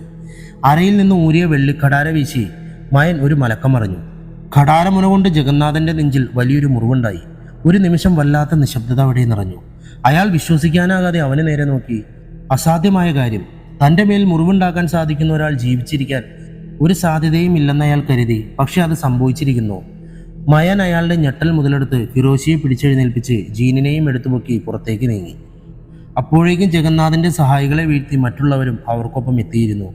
പോകുന്നതിൻ്റെ ഇടയിൽ അവർ തിരിഞ്ഞു നോക്കുമ്പോൾ അയാൾ അവിടെ ഇല്ലായിരുന്നു. അവരെ തടയാൻ ആരും ഉണ്ടായിരുന്നില്ല. തറവാടിന്റെ അകത്തേക്ക് അതിവേഗം നീങ്ങിയ ജഗന്നാഥൻ നിലവറയിലേക്ക് പാഞ്ഞു. അവിടെ കണ്ട കാഴ്ച അയാളെ നടുക്കി. അവൾ ഇന്ദുലേഖ. അവൾ സ്വതന്ത്രയായിരിക്കുന്നു. തൻ്റെ നാശം കുറിക്കാൻ, തന്നെ ഇല്ലാതാക്കാൻ അവൾ വരും. കുറച്ചു വഴിയാത്ര ചെയ്തപ്പോൾ ജീനിന് നടക്കാറായി. അവർ അതിവേഗം മനയിലേക്ക് നീങ്ങി. പിന്നീടുള്ള ഓരോ നിമിഷങ്ങളും തങ്ങൾക്ക് അപകടമാണെന്ന് അവർക്കറിയാമായിരുന്നു. ആ യാത്രയിലും മയൻ അവർക്ക് ആശ്ചര്യം സമ്മാനിച്ചിരുന്നു. ഫിറോഷിക്കോ ജീനിനോ മുറിവേൽപ്പിക്കാൻ സാധിക്കാത്ത അയാളെ മയൻ മുറിവേൽപ്പിച്ചിരിക്കുന്നു. ഒരുപക്ഷെ മയം പോലും അതിൽ അതിശയം പൂണ്ടിരിക്കാം. അവരെ കാത്ത് അതിനുള്ള ഉത്തരം മനയിൽ നാരായണസ്വാമികളുടെ കയ്യിലുണ്ടായിരുന്നു. അവരെ നടുക്കാൻ തക്ക ശക്തിയുള്ള ഒരു ഉത്തരം. ദേവിയുടെ പുഞ്ചിലമ്പ് മാമ്പിള്ളിമനയിൽ വീണ്ടെടുക്കപ്പെട്ടതോടെ നഷ്ടപ്പെട്ട ഐശ്വര്യവും പ്രതാപവും മനയിലേക്കും അതിൻ്റെ ചൈതന്യം കാവലും വന്നു ചേർന്നിരുന്നു. പിന്നീട് ചെയ്ത കർമ്മങ്ങൾക്കെല്ലാം അത് തുണയായി ഭവിച്ചു. തൊടുന്നതെല്ലാം പൊന്നായി മാറി. അതിൻ്റെ തുടർച്ചയെന്നോണം മാന്ത്രിക ബന്ധനത്തിൽ നിന്നും ഇന്ദുലേഖയ്ക്ക് മുക്തി ലഭിച്ചിരുന്നു. ആദ്യം നാരായണസ്വാമികൾ ദുർമരണപ്പെട്ട ഇന്ദുലേഖ രക്തദാഹിയായ യക്ഷിരൂപം പൂണ്ടിരിക്കാമെന്ന് ആശങ്കപ്പെട്ടുവെങ്കിലും അവളെ സ്വതന്ത്രയാക്കി തിരിച്ചു വന്ന ആ യുവാക്കളുടെ വിവരങ്ങളിൽ നിന്ന് അത് തെറ്റാണെന്ന് ബോധ്യം വന്നു. തിരികെ വന്ന ശേഷം മയൻ വല്ലാത്ത ഒരു ചിന്തയിലായിരുന്നു. തന്നെ വാത്സല്യത്തോടെ ചുംബിച്ച രൂപം നൽകിയ വാത്സല്യത്തിൻ്റെ കാരണം എന്താണെന്നറിയാതെ അവൻ്റെ ഉള്ള് നീറ്റിക്കൊണ്ടിരുന്നു. അത് മനസ്സിലാക്കിയിട്ടെന്നോണം സ്വാമികൾ മനയിലുള്ള എല്ലാവരെയും നടുക്കളത്തിലേക്ക് വിളിപ്പിച്ചു. കുറച്ചു നേരം ധ്യാനത്തിലിരുന്ന ശേഷം അദ്ദേഹം അവരോട് എല്ലാ സത്യങ്ങളും പൂർണ്ണമായി വെളിപ്പെടുത്തി. ഇത്ര നാളും നിങ്ങൾ അറിഞ്ഞതെല്ലാം അർദ്ധസത്യങ്ങൾ മാത്രമാണ്. ഇനി നിങ്ങൾ എല്ലാ സത്യവും അറിയണം. എന്നിട്ട് ആലോചിച്ച് മുന്നോട്ടുള്ള തീരുമാനങ്ങൾ എടുക്കാം. പണ്ട് ഇന്ദുലേഖ കൊല്ലപ്പെട്ട ദിവസം ചിലമ്പിൻ്റെ ദർശനത്തിനൊപ്പം മറ്റൊരു സമ്മാനം കൂടി അവൾ ജഗന്നാഥനായി കരുതിയിരുന്നു. ജീവിതത്തിൽ തൻ്റെ പ്രിയപ്പെട്ടവനൊരു സ്ത്രീക്ക് കൊടുക്കാവുന്ന ഏറ്റവും വലിയ സമ്മാനം. അയാൾ ഒരു അച്ഛനാകാൻ പോകുന്നു എന്ന വാർത്ത. പക്ഷേ അത് പറയും മുമ്പേ അവൾ അറിഞ്ഞു, തൻ്റെ ഉള്ളിൽ വളരുന്ന കുഞ്ഞിൻ്റെ അച്ഛൻ ആ പദത്തിന് അർഹനല്ലെന്ന സത്യം. അവളുടെ ഉദരത്തിലൂടെ പാഞ്ഞു കയറിയ വാൾ അവൾക്കു മുമ്പേ അവളുടെ വയറ്റിൽ കുരുത്ത കുഞ്ഞിൻ്റെ ജീവനാണ് എടുത്തത്. മരണപ്പെട്ട ഇന്ദുലേഖ ഒരു രക്തദാഹിയായ യക്ഷിയായി മാറാതിരുന്നത് അവൾ കൊല്ലപ്പെടുമ്പോഴും അവളിലെ മാതൃസ്നേഹം ഉണർന്നിരുന്നത് കൊണ്ടാകാം. സാക്ഷാൽ ഭദ്രകാളി അമ്മയുടെ അനുഗ്രഹം സിദ്ധിച്ചതിനാലാകാം ഭൂമിയിൽ ജന്മമെടുക്കാൻ സാധിക്കാതെ മരണപ്പെട്ട ആ കുഞ്ഞ് വീണ്ടും പുനർജന്മമെടുത്തത്. അല്ലെങ്കിൽ ആ കുഞ്ഞിൻ്റെ അമ്മയുടെ അതിനോടുള്ള അടങ്ങാത്ത സ്നേഹം. കേട്ടു നിന്നവരെല്ലാം ഞെട്ടിത്തെറിച്ച് നിന്നുപോയി അദ്ദേഹത്തിൻ്റെ വാക്കുകൾക്ക്. പെട്ടെന്ന് ആകാംക്ഷ അടക്കാനാകാതെ ജിൽസൺ ചോദിച്ചു, ആ കുട്ടി ഇപ്പോൾ എവിടെയുണ്ട്? അത് കേട്ടു സ്വാമികൾ പുഞ്ചിരിച്ചുകൊണ്ട് പറഞ്ഞു, ഇത്രയായിട്ട് നിങ്ങൾക്ക് മനസ്സിലായില്ലേ? ജഗന്നാഥൻ്റെ ശരീരത്തിൽ അവനുമായി മാനസികമോ ശാരീരികമോ ആയ ബന്ധമുള്ള ആർക്കെങ്കിലും മാത്രമേ മുറിവേൽപ്പിക്കാൻ സാധിക്കുന്നു എന്ന് പറഞ്ഞിട്ടും ഒറ്റച്ചിലമ്പ് മാമ്പിള്ളിമനയുമായി ബന്ധമുള്ളവർക്ക് മാത്രമേ ദർശിക്കാനാകൂ എന്ന് പറഞ്ഞിട്ടും ബന്ധനമുക്തയായ ഇന്ദുലേഖ സഹോദരൻ്റെ പേരക്കുട്ടി അവളുടെ മുന്നിൽ നിൽക്കുമ്പോഴും വാത്സല്യത്തോടെ അവൻ്റെ അരികിലേക്ക് ചെല്ലുകയും അവനെ മാത്രം ചുംബിച്ചപ്പോഴും നിങ്ങൾക്ക് ആർക്കും അത് മനസ്സിലായില്ലേ? എല്ലാവരുടെയും മിഴികൾ മയനിലേക്ക് നീങ്ങി. എല്ലാവർക്കും അവനെ ആദ്യമായി കാണുന്ന പോലെ തോന്നി. മയൻ വല്ലാത്തൊരവസ്ഥയിലായിരുന്നു. അവർ തൻ്റെ അമ്മയായിരുന്നു കഴിഞ്ഞ ജന്മത്തിലെന്ന വാർത്ത അവൻ്റെ കണ്ണുകളെ മിഴിനീരണിയിച്ചു. ഹൃദയത്തിൽ അവരെ കാണണമെന്ന് അടക്കാനാവാത്ത ആഗ്രഹമുണർത്തി. യദുവിൻ്റെ മുത്തച്ഛൻ കാളിദാസൻ മയൻ്റെ അരികിൽ ഓടിയെത്തി അവനെ കെട്ടിപ്പുണർന്നു. തൻ്റെ സഹോദരിയോടുള്ള അയാളുടെ കളങ്കമറ്റ സ്നേഹം അയാൾ അവനോട് പ്രകടിപ്പിച്ചു. ഒരുപക്ഷെ ജന്മമെടുത്തിരുന്നെങ്കിൽ തൻ്റെ മകനൊപ്പം വളർന്നിട്ടുണ്ടാകുമായിരുന്ന അവന് ഇപ്പോൾ തൻ്റെ പേരമകനൊപ്പം മാത്രം വയസ്സ്. വിധി അല്ലാതെ എന്തു പറയാൻ? മയൻ ഇന്ദുലേഖയെ കാണണമെന്ന് ആഗ്രഹിച്ച നിമിഷം അവിടമാകെ ചെമ്പകപ്പൂ വിരിയുന്ന സുഗന്ധം നിറഞ്ഞു. പതിയെ അവരുടെ മുന്നിൽ അവളുടെ രൂപം തെളിഞ്ഞു വന്നു. അവൾ മയൻ്റെ അടുത്തേക്ക് ഒഴുകിയെത്തി. വർഷങ്ങളോളം കാത്തു സൂക്ഷിച്ച മാതൃവാത്സല്യത്തിൻ്റെ അണയാത്ത ദീപം അവളുടെ മിഴികളിൽ നിറഞ്ഞു കത്തുന്നുണ്ടായിരുന്നപ്പോഴും അവൾ അവൻ്റെ നെറുകയിൽ ചുംബിച്ചുകൊണ്ട് അവനെ ഹൃദയത്തോട് ചേർത്ത് നിർത്തി. ആ ദൃശ്യം കണ്ടു നിന്ന കാളിദാസന്റെ മിഴികൾ കണ്ണുനീർ വന്ന് നിറഞ്ഞ് കാഴ്ചകൾ മറഞ്ഞു. തൻ്റെ കുഞ്ഞു പെങ്ങൾ അവളുടെ ഇപ്പോഴത്തെ അവസ്ഥ. മരണശേഷവും അവൾക്ക് സ്വാതന്ത്ര്യം നിഷേധിക്കപ്പെട്ടു എന്ന വാർത്ത അയാളെ രോഷം കൊള്ളിച്ചു. തങ്ങളുടെ പാരമ്പര്യത്തെ താനൊരാൾ നിഷേധിച്ചത് മാത്രമാണ് അവളുടെ മരണത്തിന് കാരണമെന്ന് അയാൾക്ക് തോന്നി. താൻ മാന്ത്രിക പാരമ്പര്യത്തെ പിന്തുടർന്നെങ്കിൽ ഇന്ന് ഈ കാണുന്ന ദുരന്തങ്ങളൊന്നും തറവാടിനെ ബാധിക്കില്ലായിരുന്നു എന്ന് അയാൾക്ക് തോന്നി. അത് മനസ്സിലാക്കിയിട്ടെന്നോണം നാരായണസ്വാമികൾ അയാളെ ആശ്വസിപ്പിച്ചു. മയൻ അക്ഷരാർത്ഥത്തിൽ ഒരു മായാലോകത്ത് തന്നെയായിരുന്നു. അച്ഛനും അമ്മയും ആരെന്നറിയാതെ ഒരു അനാഥാലയത്തിൽ വളർന്ന മയൻ അവിടുത്തെ ക്രൂര പീഡനങ്ങൾ സഹിക്കാനാകാതെ ഒരു രാത്രി അവിടം വിട്ട് ഓടിപ്പോയി. പുറകെ പിടിക്കാനെത്തിയ ആളുകളിൽ നിന്ന് രക്ഷ നേടാൻ അവൻ ഒളിച്ചിരുന്നത് അതിപുരാതനമായ ഒരു ശ്മശാനത്തിലായിരുന്നു. ആ രാത്രി അവനെ മറ്റേത് കുട്ടികളെക്കാൾ ധൈര്യവാനാക്കി. പിറ്റേന്ന് പകലവിടെ നിന്നും രക്ഷപ്പെട്ട മയൻ ഒരു ആശ്രമത്തിൽ ചെന്ന് അഭയം തേടുകയും അവരാണ് മയന് അവൻ്റെ മായാദത്തൻ എന്ന പേര് നൽകിയത്. പിന്നീട് ആശ്രമം വക വിദ്യാലയത്തിൽ നിന്ന് അവന് കൂടപ്പിറപ്പുകളായി കൃഷ്ണനെയും യദുവിനെയും ജിൽസനെയും കിട്ടി. കലാലയത്തിൽ നിന്നും ജീനിനെയും ഫിറോഷിയെയും. അവർ അവൻ്റെ കൂട്ടുകാർ മാത്രമല്ല, രക്തബന്ധങ്ങൾ തന്നെയായിരുന്നു. മാതാപിതാക്കൾ ആരെന്നറിയാതെ വളർന്ന മായന് ഇന്ദുലേഖയുടെ സാന്നിധ്യം ഒരു കുഞ്ഞിനെ ഏറെ നാളുകൾക്ക് ശേഷം അമ്മയെ കണ്ട പോലെയായിരുന്നു. ഇന്ദുലേഖ ഒരു കുഞ്ഞിനെ എന്ന പോലെ അവനെ തലോടിക്കൊണ്ടേയിരുന്നു. അവൾ തൻ്റെ സഹോദരൻ കാളിദാസിനോട് പറഞ്ഞു, ജ്യേഷ്ഠ, ഇവൻ വേറെ ഏതോ വയറ്റിലാണ് ഇക്കുറി ജന്മമെടുത്തതെങ്കിലും എൻ്റെ കടിഞ്ഞൂൽ സന്തതിയാണ്. ജ്യേഷ്ഠൻ്റെ മകനു മുമ്പ് ഈ തറവാട്ടിൽ ജന്മമെടുക്കേണ്ടവൻ. വിധി ഇവനെ അങ്ങയുടെ മകൻ്റെ മകന് കൂട്ടായി ജനിപ്പിച്ചു. ഇനിയുള്ള കാലം എൻ്റെ മകനെ അവൻ്റെ സ്ഥാനം കൊടുത്ത് നമ്മുടെ തറവാട്ടിൽ വളർത്തണം. എനിക്ക് തന്ന സ്നേഹം അവനും എല്ലാവരും കൊടുക്കണം. ഒരു അനാഥനായി അവൻ അറിയപ്പെടരുത്. അതവൾ പറയേണ്ട കാര്യമില്ലായിരുന്നു. കാരണം അവൻ നേരത്തെ ആ കുടുംബത്തിലെ അംഗമായിരുന്നു. ഇപ്പോൾ ആ ബന്ധം ഒന്നുകൂടെ അരക്കെട്ട് ഉറപ്പിച്ചിരിക്കുന്നു എന്ന് മാത്രം. ഇന്ദുലേഖ തുടർന്നു. മുറിവേറ്റതോടെ അവൻ ജഗന്നാഥൻ സത്യങ്ങൾ അറിഞ്ഞു കാണും. എൻ്റെ കുഞ്ഞിനെ അപകടപ്പെടുത്താൻ അവൻ ശ്രമിക്കും മുമ്പേ, ഈ നാട്ടിലെ അമ്മമാർക്ക് അവരുടെ പിഞ്ചു കുഞ്ഞുങ്ങളെ നഷ്ടപ്പെടും മുമ്പേ അവന് സർവനാശം വരുത്തണം. അതിനുവേണ്ട കർമ്മങ്ങൾ ആരംഭിച്ചാലും ഒരു യുദ്ധം തന്നെ വേണ്ടി വന്നേക്കാം. അവൻ്റെ പിതാവിന് നേരെ എൻ്റെ മകൻ യുദ്ധം നയിക്കും. തേരാളിയായി അവൻ്റെ അമ്മ കൂടെ ഉണ്ടാകും. ആവശ്യമുള്ളപ്പോൾ എന്നെ സ്മരിച്ചാലും. താല്പര്യമില്ലെങ്കിലും മയനെ തലോടിക്കൊണ്ട് അവൾ അവിടെ നിന്നും അപ്രത്യക്ഷയായി. അതേസമയം ജഗന്നാഥൻ സത്യങ്ങൾ തിരിച്ചറിയുകയാണ്. തന്നെ തോൽവികളുടെ പരമ്പര കാണിച്ചു തന്നവൻ, തൻ്റെ മൂർത്തികളുടെ സർവനാശം വരുത്തിയവൻ, തൻ്റെ ശരീരത്തിൽ മുറിവേൽപ്പിക്കാൻ കെൽപ്പുള്ളവൻ, തൻ്റെ മകൻ ഈ ഭൂമിയിൽ ജീവിച്ചിരിപ്പുണ്ട്. അയാൾ തൻ്റെ സഹായികളെ വിളിച്ച് നരബലിക്കുള്ള തയ്യാറെടുപ്പുകൾ നടത്താൻ ആജ്ഞാപിച്ചു. ഒളിഞ്ഞല്ല, തെളിഞ്ഞു തന്നെ കുട്ടികളെ അപഹരിക്കാൻ അവർ ഗ്രാമത്തിലേക്ക് നീങ്ങി. അന്തരീക്ഷമാകെ കറുത്ത പുക വന്നു മൂടി. നായകൾ ഊരിയിട്ട് തുടങ്ങി. നടക്കാൻ പാടില്ലാത്ത എന്തോ സംഭവിക്കാൻ പോകുന്ന പോലെ പ്രകൃതി പോലും നടുങ്ങി വിറച്ചു നിന്നു. ധ്യാനനിദ്രയിലായിരുന്ന നാരായണസ്വാമികൾ ഉപാസനമൂർത്തികളുടെ മുന്നറിയിപ്പ് ലഭിച്ചതോടെ ഉണർന്ന എല്ലാവരെയും നടുക്കളത്തിലേക്ക് വിളിപ്പിച്ച് അവരോട് തനിക്ക് ലഭിച്ച അരുളപ്പാടിനെ കുറിച്ച് അറിയിച്ചു. ജഗന്നാഥൻ നരബലി നടത്തി കടുത്ത ആഭിചാരക്രിയയിലൂടെ ശക്തി സമ്പാദിക്കാനുള്ള തയ്യാറെടുപ്പിലാണ്. അവനതിൽ വിജയം കൈവരിച്ചാൽ അത് ഈ മനയ്ക്കും നാടിനും തന്നെയും സർവനാശം വരുത്തും. അതിനു മുമ്പ് അവനെ തടഞ്ഞേ തീരൂ. ഇത്ര നാളും അവൻ ചെയ്തിരുന്നത് നാലാമത്തെ വേദമായ അഥർവവേദത്തിന്റെ അടിസ്ഥാനമാക്കിയുള്ള മരണം, സ്തംഭനം, ഉച്ചാടനം, വശീകരണം തുടങ്ങിയുള്ള ആഭിചാരക്രിയകളായിരുന്നു. പക്ഷെ ഇത്തവണ അവൻ ഒരു പുതിയ വഴി പരീക്ഷിക്കാൻ പോവുകയാണ്. അതിപുരാതനമായ ചില ഗോത്രമാർഗ ആഭിചാരമാണ് അവൻ്റെ പുതിയ വഴി. പുതിയ വഴിയിൽ അവൻ വിജയിച്ചാൽ പിന്നെ അവനെ തടയാൻ ബുദ്ധിമുട്ടാകും. ഇപ്പോൾ തന്നെ അവൻ ക്ഷുദ്രകർമ്മികളിലൂടെ നേടിയെടുത്ത മൂർത്തികളായ കരിങ്കുട്ടി, കുട്ടിച്ചാത്തൻ, ചുടലഭദ്രകാളി, ബാലപ്രദക്ഷിണി, രന്തുകാമൻ, ഹാന്തുകാമൻ, ആകാശയക്ഷി, ഗന്ധർവൻ, ഉരിക്കമ മോഹിനി, രക്തചാമുണ്ടി, കാലഭൈരവി, യോനിമർദിനി, പാറക്കുട്ടി, മാടൻ, മറുത, അറുകല തുടങ്ങിയ എല്ലാ മൂർത്തികളെയും തൻ്റെ ലക്ഷ്യസാധ്യത്തിനായി ആവാഹനം തുടങ്ങി. അവനെ തടയാൻ കടുത്ത പ്രയോഗങ്ങൾ വരേണ്ടി വരും. നമ്മെ സഹായിക്കാൻ പാണൻ, പറയൻ, മണ്ണാൻ, സമുദായത്തിലെ പ്രഗത്ഭരായ ചില കർമ്മികൾ ഉടൻ നമ്മുടെ ക്ഷണപ്രകാരം ഇവിടെ എത്തും. അതോടൊപ്പം വേറെ ചില കർമ്മികളും വൈകാതെ ഈ കർമ്മത്തിൽ പങ്കാളികളാകാൻ ഇവിടേക്ക് എത്തും. ഇനി നമ്മുടെ ഊഴമാണ്. നാട്ടിലെ ചെറു ബാല്യക്കാരി കുട്ടികളെ കുടുംബസമേതം മനയിലേക്ക് എത്തിക്കുക. ബലി മുടക്കാനും അവർക്ക് സംരക്ഷണം നൽകാനും ഏറ്റവും നല്ല വഴി അതുതന്നെയാണ്. സ്വാമികളുടെ വാക്കുകൾ കേട്ടയുടൻ അവരൊരു സംഘം കുട്ടികളെ തേടി പോകാനൊരുങ്ങി. മയനും കൃഷ്ണനും യദുവിനൊപ്പം മറ്റു കൂട്ടുകാരും വിശ്വനും കുട്ടനും സ്വാമികളുടെ സഹായികളിൽ ചിലരും പോകാൻ തയ്യാറായി. അവർ മനയുടെ മുറ്റത്തെത്തിയതും വേറെ ചിലരും അവിടേക്ക് വന്നെത്തി. വന്നവരിൽ 4 പേരെ കൂടെ കൂട്ടാൻ സ്വാമികൾ നിർദ്ദേശിച്ചു. ഉയരം കുറഞ്ഞ് എന്നാൽ കരുത്തരെന്ന് തോന്നിപ്പിക്കുന്ന അമ്പു എന്നയാൾ, വെളുത്ത മെലിഞ്ഞ നല്ല ഉയരമുള്ള ഒറ്റക്കാലിൽ തളയിട്ട രുദ്രൻ എന്നൊരാൾ, കറുത്തു മെലിഞ്ഞ് പുലിനകമണിഞ്ഞ ഒറ്റക്കണ്ണൻ ശിവൻ, പിന്നെ കണ്ണുകളിൽ സുറുമെഴുതി തൊപ്പിയിട്ട് കയ്യിൽ വെള്ളിദണ്ട് പിടിച്ച കമറു എന്ന കമറുദ്ദീൻ. ഇത്രയും ചെറിയ ദൂരം താണ്ടാൻ പുതിയ 4 പേർ, അതും തങ്ങളുടെ അത്രയും ആരോഗ്യം പോലുമില്ലാത്തവർ. എന്തിനാണെന്ന് എല്ലാവർക്കും ആശ്ചര്യം തോന്നിയെങ്കിലും സ്വാമികളോടുള്ള ആദരവിൻ്റെ പുറത്തും ഒന്നും കാണാതെ സ്വാമി പറയില്ലെന്ന് അറിയാവുന്നതുകൊണ്ടും അവരെയും കൂട്ടി ഗ്രാമത്തിലേക്ക് നീങ്ങി. വന്ന അതിഥികളിൽ ബാക്കിയുള്ളവർ ജഗന്നാഥൻ്റെ ദുർമൂർത്തികളുടെ ആവാഹനത്തിനായി കൊണ്ടുവന്ന അഥർവ ദേവപാസകരായിരുന്നു.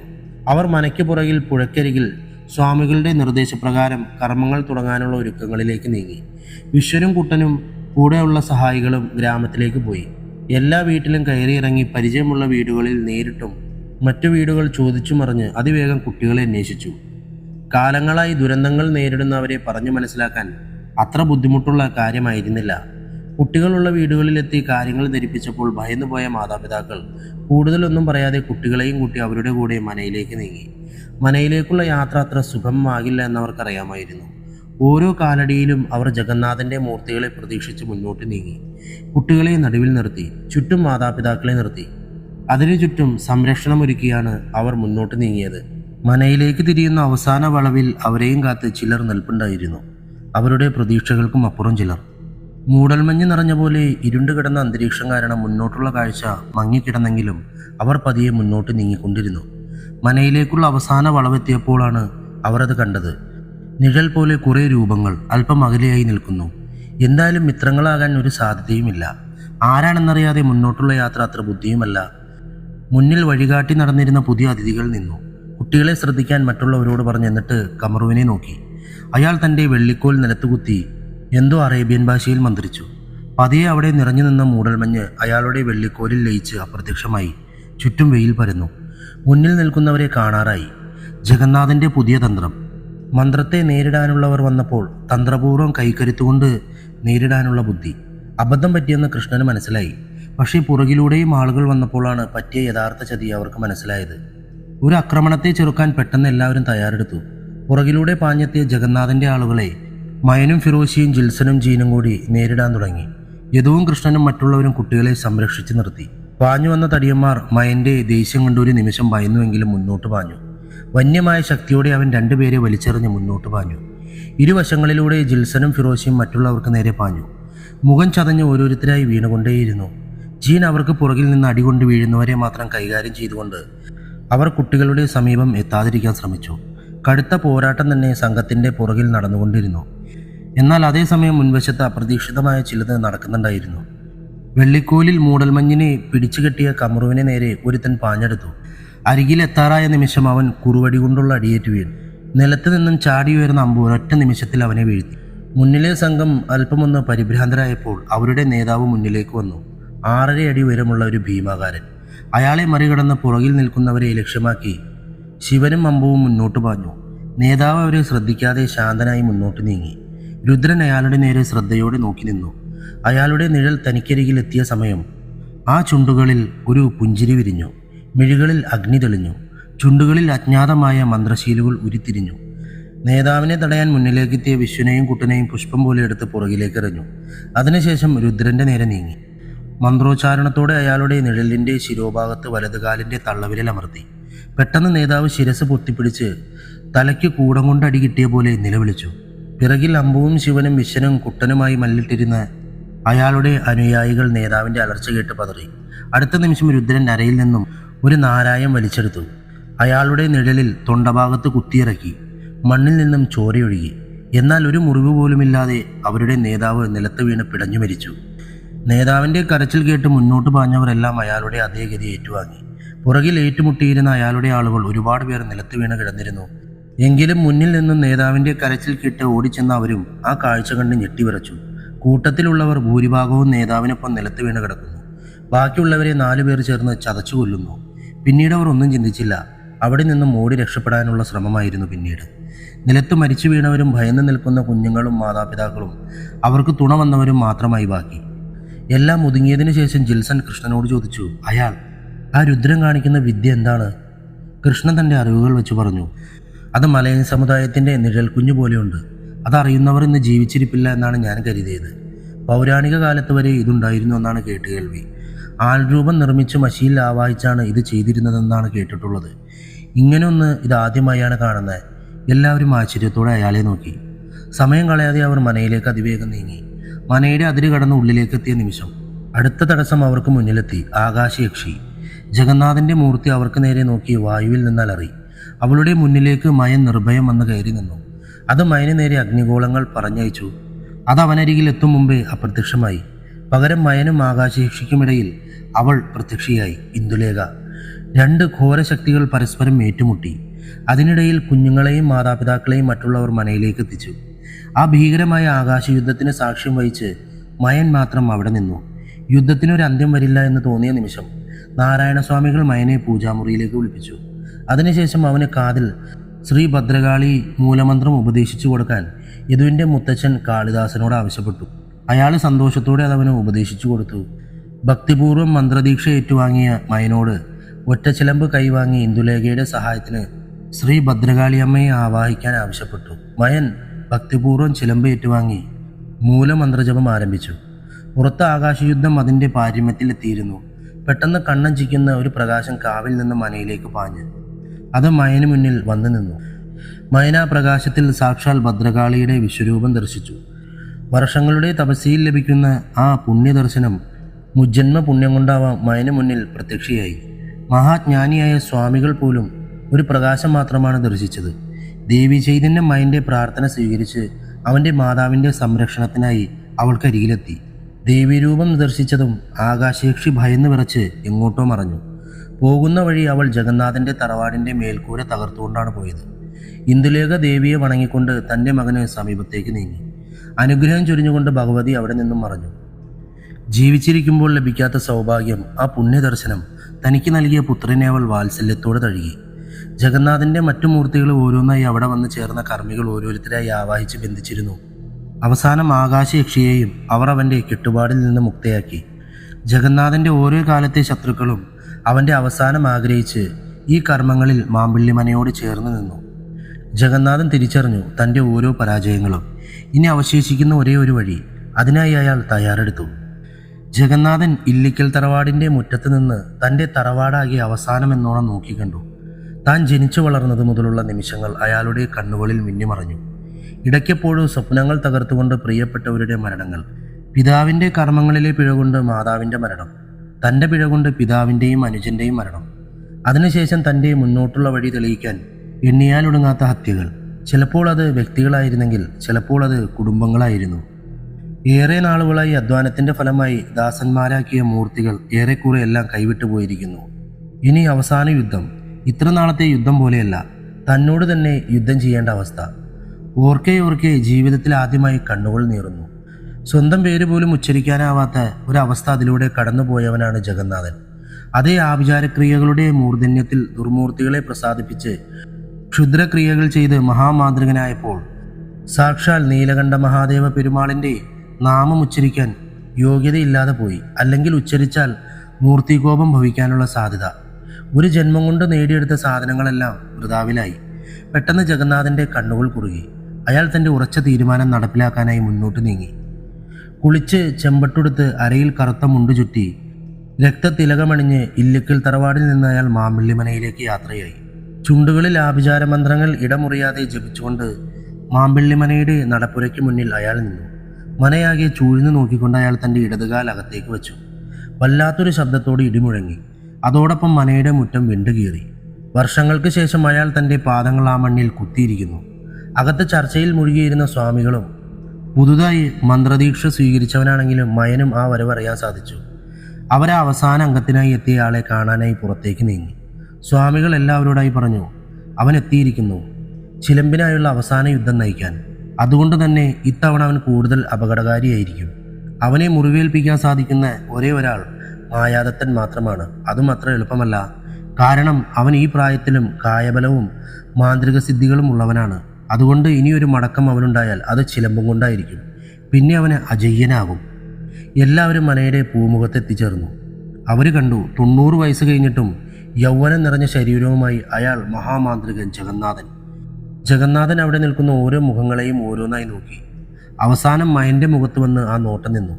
അവന് നേരെ വിരൽ ചൂണ്ടി അയാൾ അവനെ പോരിനെന്ന പോലെ ക്ഷണിച്ചു.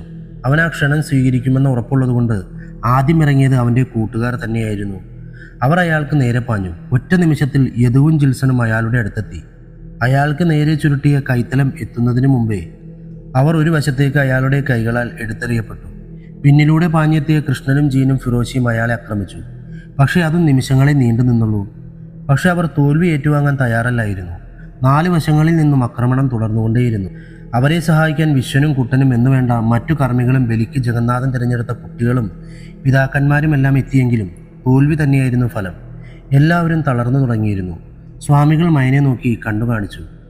അതനുസരിച്ച് മയൻ ജഗന്നാഥന് നേരെ നീങ്ങി. മനയുടെ മുറ്റത്ത് കൗരവ പാണ്ഡവ പക്ഷങ്ങൾ കുരുക്ഷേത്ര ഭൂമിയിൽ നിൽക്കുന്ന പോലെ അവർ നിന്നു. ജഗന്നാഥൻ്റെ കണ്ണുകൾ ഒരു നിമിഷത്തേക്കൊന്ന് കുറുകി. അടുത്ത നിമിഷം അയാൾ മയനെ ആക്രമിച്ചു. പക്ഷെ ഒഴിഞ്ഞു മാറി ശിരസിലൊരു മർദ്ദനമേൽപ്പിച്ച് മയൻ മാറിയിരുന്നു. ജഗന്നാഥൻ്റെ നാവിൽ ആഭിചാരമന്ത്രങ്ങൾ പിറന്നുകൊണ്ടിരുന്നു. അയാളുടെ കൈകൾ നീങ്ങുന്നതിനനുസരിച്ച് വലിയ കല്ലുകൾ അവന് നേരെ പാഞ്ഞു വന്നു. ഇടയ്ക്കിടെ മിന്നൽ പിണറുകൾ പാഞ്ഞു വന്നു. മയൻ അതിവിദഗ്ധമായി അതിൽ നിന്നുമെല്ലാം ഒഴിഞ്ഞു മാറി. പെട്ടെന്ന് മുന്നോട്ടാഞ്ഞ മയൻ അയാളുടെ മുഖത്ത് പ്രഹരമേൽപ്പിച്ചു. ജഗന്നാഥൻ പുറകിലേക്ക് തെറിച്ചു വീണു. ആ ഒരു നിമിഷം മതിയായിരുന്നു യദുവിന്. അവൻ കാളിദാസൻ. അവനെ ഏൽപ്പിച്ച ഒറ്റച്ചിലമ്പ് മായൻ്റെ കയ്യിലെത്തിച്ചു. ജഗന്നാഥൻ ചാടി എഴുന്നേറ്റപ്പോൾ അയാൾ കണ്ടു പൊൻചിലമ്പുമായി സുവർണ തേജസ്സോടെ നിൽക്കുന്ന മയനെ. അയാൾ ആ ചിലമ്പ് ലക്ഷ്യമാക്കി മുന്നോട്ട് നീങ്ങി. ശാന്തമായി മയൻ അയാളുടെ ചലനങ്ങൾ നോക്കി നിന്നു. ജഗന്നാഥൻ മയൻ്റെ കയ്യിലിരിക്കുന്ന ചിലമ്പിൽ തൊട്ടതും അയാൾ വൈദ്യുതാഘാതമേറ്റ പോലെ പുറകിലേക്ക് തെറിച്ചു വീണു. തൻ്റെ പിതാവിന് മരണത്തിൽ തൊട്ടുമുമ്പുണ്ടായ അനുഭവം അയാളുടെ മനസ്സിലേക്ക് വന്നു. അയാൾ പക്ഷേ തോൽവി ഏറ്റുവാങ്ങാൻ തയ്യാറല്ലാത്ത പോലെ വീണ്ടും അവനെ നേരെ നീങ്ങി. ഇപ്രാവശ്യം അയാളുടെ കയ്യിൽ അരയിൽ നിന്നുമെടുത്ത് ഒരു കലമാൻ കൊമ്പുണ്ടായിരുന്നു. അയാൾ അത് മയനെ ലക്ഷ്യമാക്കി വീശി. അതവൻ്റെ ത്വക്കിൽ പോറലുണ്ടാക്കി നീങ്ങി. മയൻ ചിലമ്പുകൊണ്ട് അയാളുടെ മുഖത്ത് മർദ്ദിച്ചു. കണ്ണുകളിൽ അന്ധകാരം നിറഞ്ഞ പോലെ തോന്നി ജഗന്നാഥന്. കണ്ണുകൾ തുറന്ന് മയനെ നേരെ നോക്കി അയാൾ ഞെട്ടി. അവന് പുറകിൽ രൗദ്രഭാവത്തിൽ അവൾ ഇന്ദുലേഖ. ഇന്ദുലേഖ മയനെ നോക്കി കണ്ണുകളാൽ ആജ്ഞ നൽകുന്നത് പോലെ ജഗന്നാഥൻ കണ്ടു. അവൻ തൻ്റെ അരയിൽ നിന്നും വെള്ളിക്കടാര പുറത്തെടുത്തു. അടുത്ത നിമിഷം ജഗന്നാഥൻ മുന്നോട്ടാഞ്ഞ് ചിലമ്പിൽ പിടുത്തമിട്ടു. അയാൾ അതിൻ്റെ ചൂട് സഹിക്കാനാവാതെ അലറി വിളിച്ചു. ഒരൊറ്റ നിമിഷം ആ വെള്ളിക്കടാര അയാളുടെ ഹൃദയത്തിലേക്ക് പാഞ്ഞു കയറി. ശബ്ദമേതുമില്ലാതെ അയാൾ മണ്ണിലേക്ക് വീണു. അയാളുടെ ഓർമ്മകളിലെങ്ങോ ഇന്ദുലേഖയുടെ നിലവിളി മുഴങ്ങി. ജനിക്കാത്തൊരു പിഞ്ചു കുഞ്ഞിൻ്റെ മുഖം തെളിഞ്ഞു. ഒരുപക്ഷെ ജീവിതത്തിൽ ആദ്യമായി അയാളുടെ മിഴികൾ അപ്പോൾ നിറഞ്ഞിരുന്നു. അയാളുടെ നാവ് മകനെ എന്ന് മന്ത്രിച്ചുവോ. നെഞ്ചിലെ മുറിവിലൂടെ ഒഴുകി വന്ന രക്തം കൈപ്പത്തിയിൽ തടഞ്ഞ അയാൾ പതിയെ മണ്ണിലേക്ക് മുട്ടുമടക്കിയിരുന്നു. മാമ്പള്ളിമനയുടെ മണ്ണ് ജഗന്നാഥൻ്റെ രക്തത്തിൽ കുതിർന്നു. അയാൾ ഒരു നിമിഷം സംഹാരരുദ്രയായി നിൽക്കുന്ന ഇന്ദുലേഖയെ നോക്കി. അടുത്ത നിമിഷം അയാൾ പൊടിഞ്ഞെലിഞ്ഞ് മണ്ണിലേക്ക് ചേർന്നു. എല്ലാവരും പറഞ്ഞറിയിക്കാനാകാത്ത വികാരത്തോടെ പരസ്പരം നോക്കി. ഏകദേശം 1 നൂറ്റാണ്ടോളം പഴക്കമുള്ള ഒരു ഭീതി അകന്നുപോയിരിക്കുന്നു. മയനും യദുവും കൃഷ്ണനും കൂടി വീണ് കിടന്നിരുന്നവരെ പിടിച്ചെഴുന്നേൽപ്പിച്ച് അകത്തേക്ക് കൊണ്ടുപോയി. കർമ്മങ്ങൾക്കായി അന്യദേശങ്ങളിൽ നിന്ന് വന്നവർക്ക് കയ്യും മനസ്സും നിറയെ പാരിതോഷങ്ങൾ നൽകി യാത്രയച്ചു കാളിദാസൻ. നാരായണസ്വാമികളെ വിധിയാമണ്ണം ആദരിച്ചു. അദ്ദേഹം അടുത്ത കർമ്മങ്ങൾക്കായി യാത്രയായി. ഇന്ദുലേഖയെ സമയമാകുമ്പോൾ ശാന്തികർമ്മം ചെയ്ത് കാവിൽ കുടിയിരുത്തണമെന്ന് തീരുമാനമായി. സമയമാകുമ്പോൾ അവൾ തന്നെ ആദരവോട് ആവശ്യപ്പെടുമെന്ന് സ്വാമികൾ അറിയിച്ചിരുന്നു. വന്ന കാര്യങ്ങളെല്ലാം അതിൻ്റെ ഉദ്ദേശം മാറിയെങ്കിലും അപകടമില്ലാതെ പര്യവസാനിച്ചതിൻ്റെ സന്തോഷത്തോടെ ആ 6 അംഗ സുഹൃത്ത് സംഘം ആഘോഷിക്കുകയാണ്. ഇത്ര നാളും ആസ്വദിക്കാനാകാത്ത ആ നാടിൻ്റെ ഭംഗി ആസ്വദിച്ച് നടക്കുകയായിരുന്നു അവർ. യദുവിൻ്റെ കുടുംബം മനയിലേക്ക് തിരികെ എത്തി താമസിക്കാൻ തീരുമാനിച്ചതിൻ്റെ ആഹ്ലാദം അവിടെ നിറഞ്ഞു നിന്നിരുന്നു. അവർക്കൊപ്പം കുറച്ചുനാൾ കുടുംബത്തോടെ ഒന്നിച്ച് താമസിക്കാൻ അവരെല്ലാവരും തീരുമാനിച്ചിരുന്നു.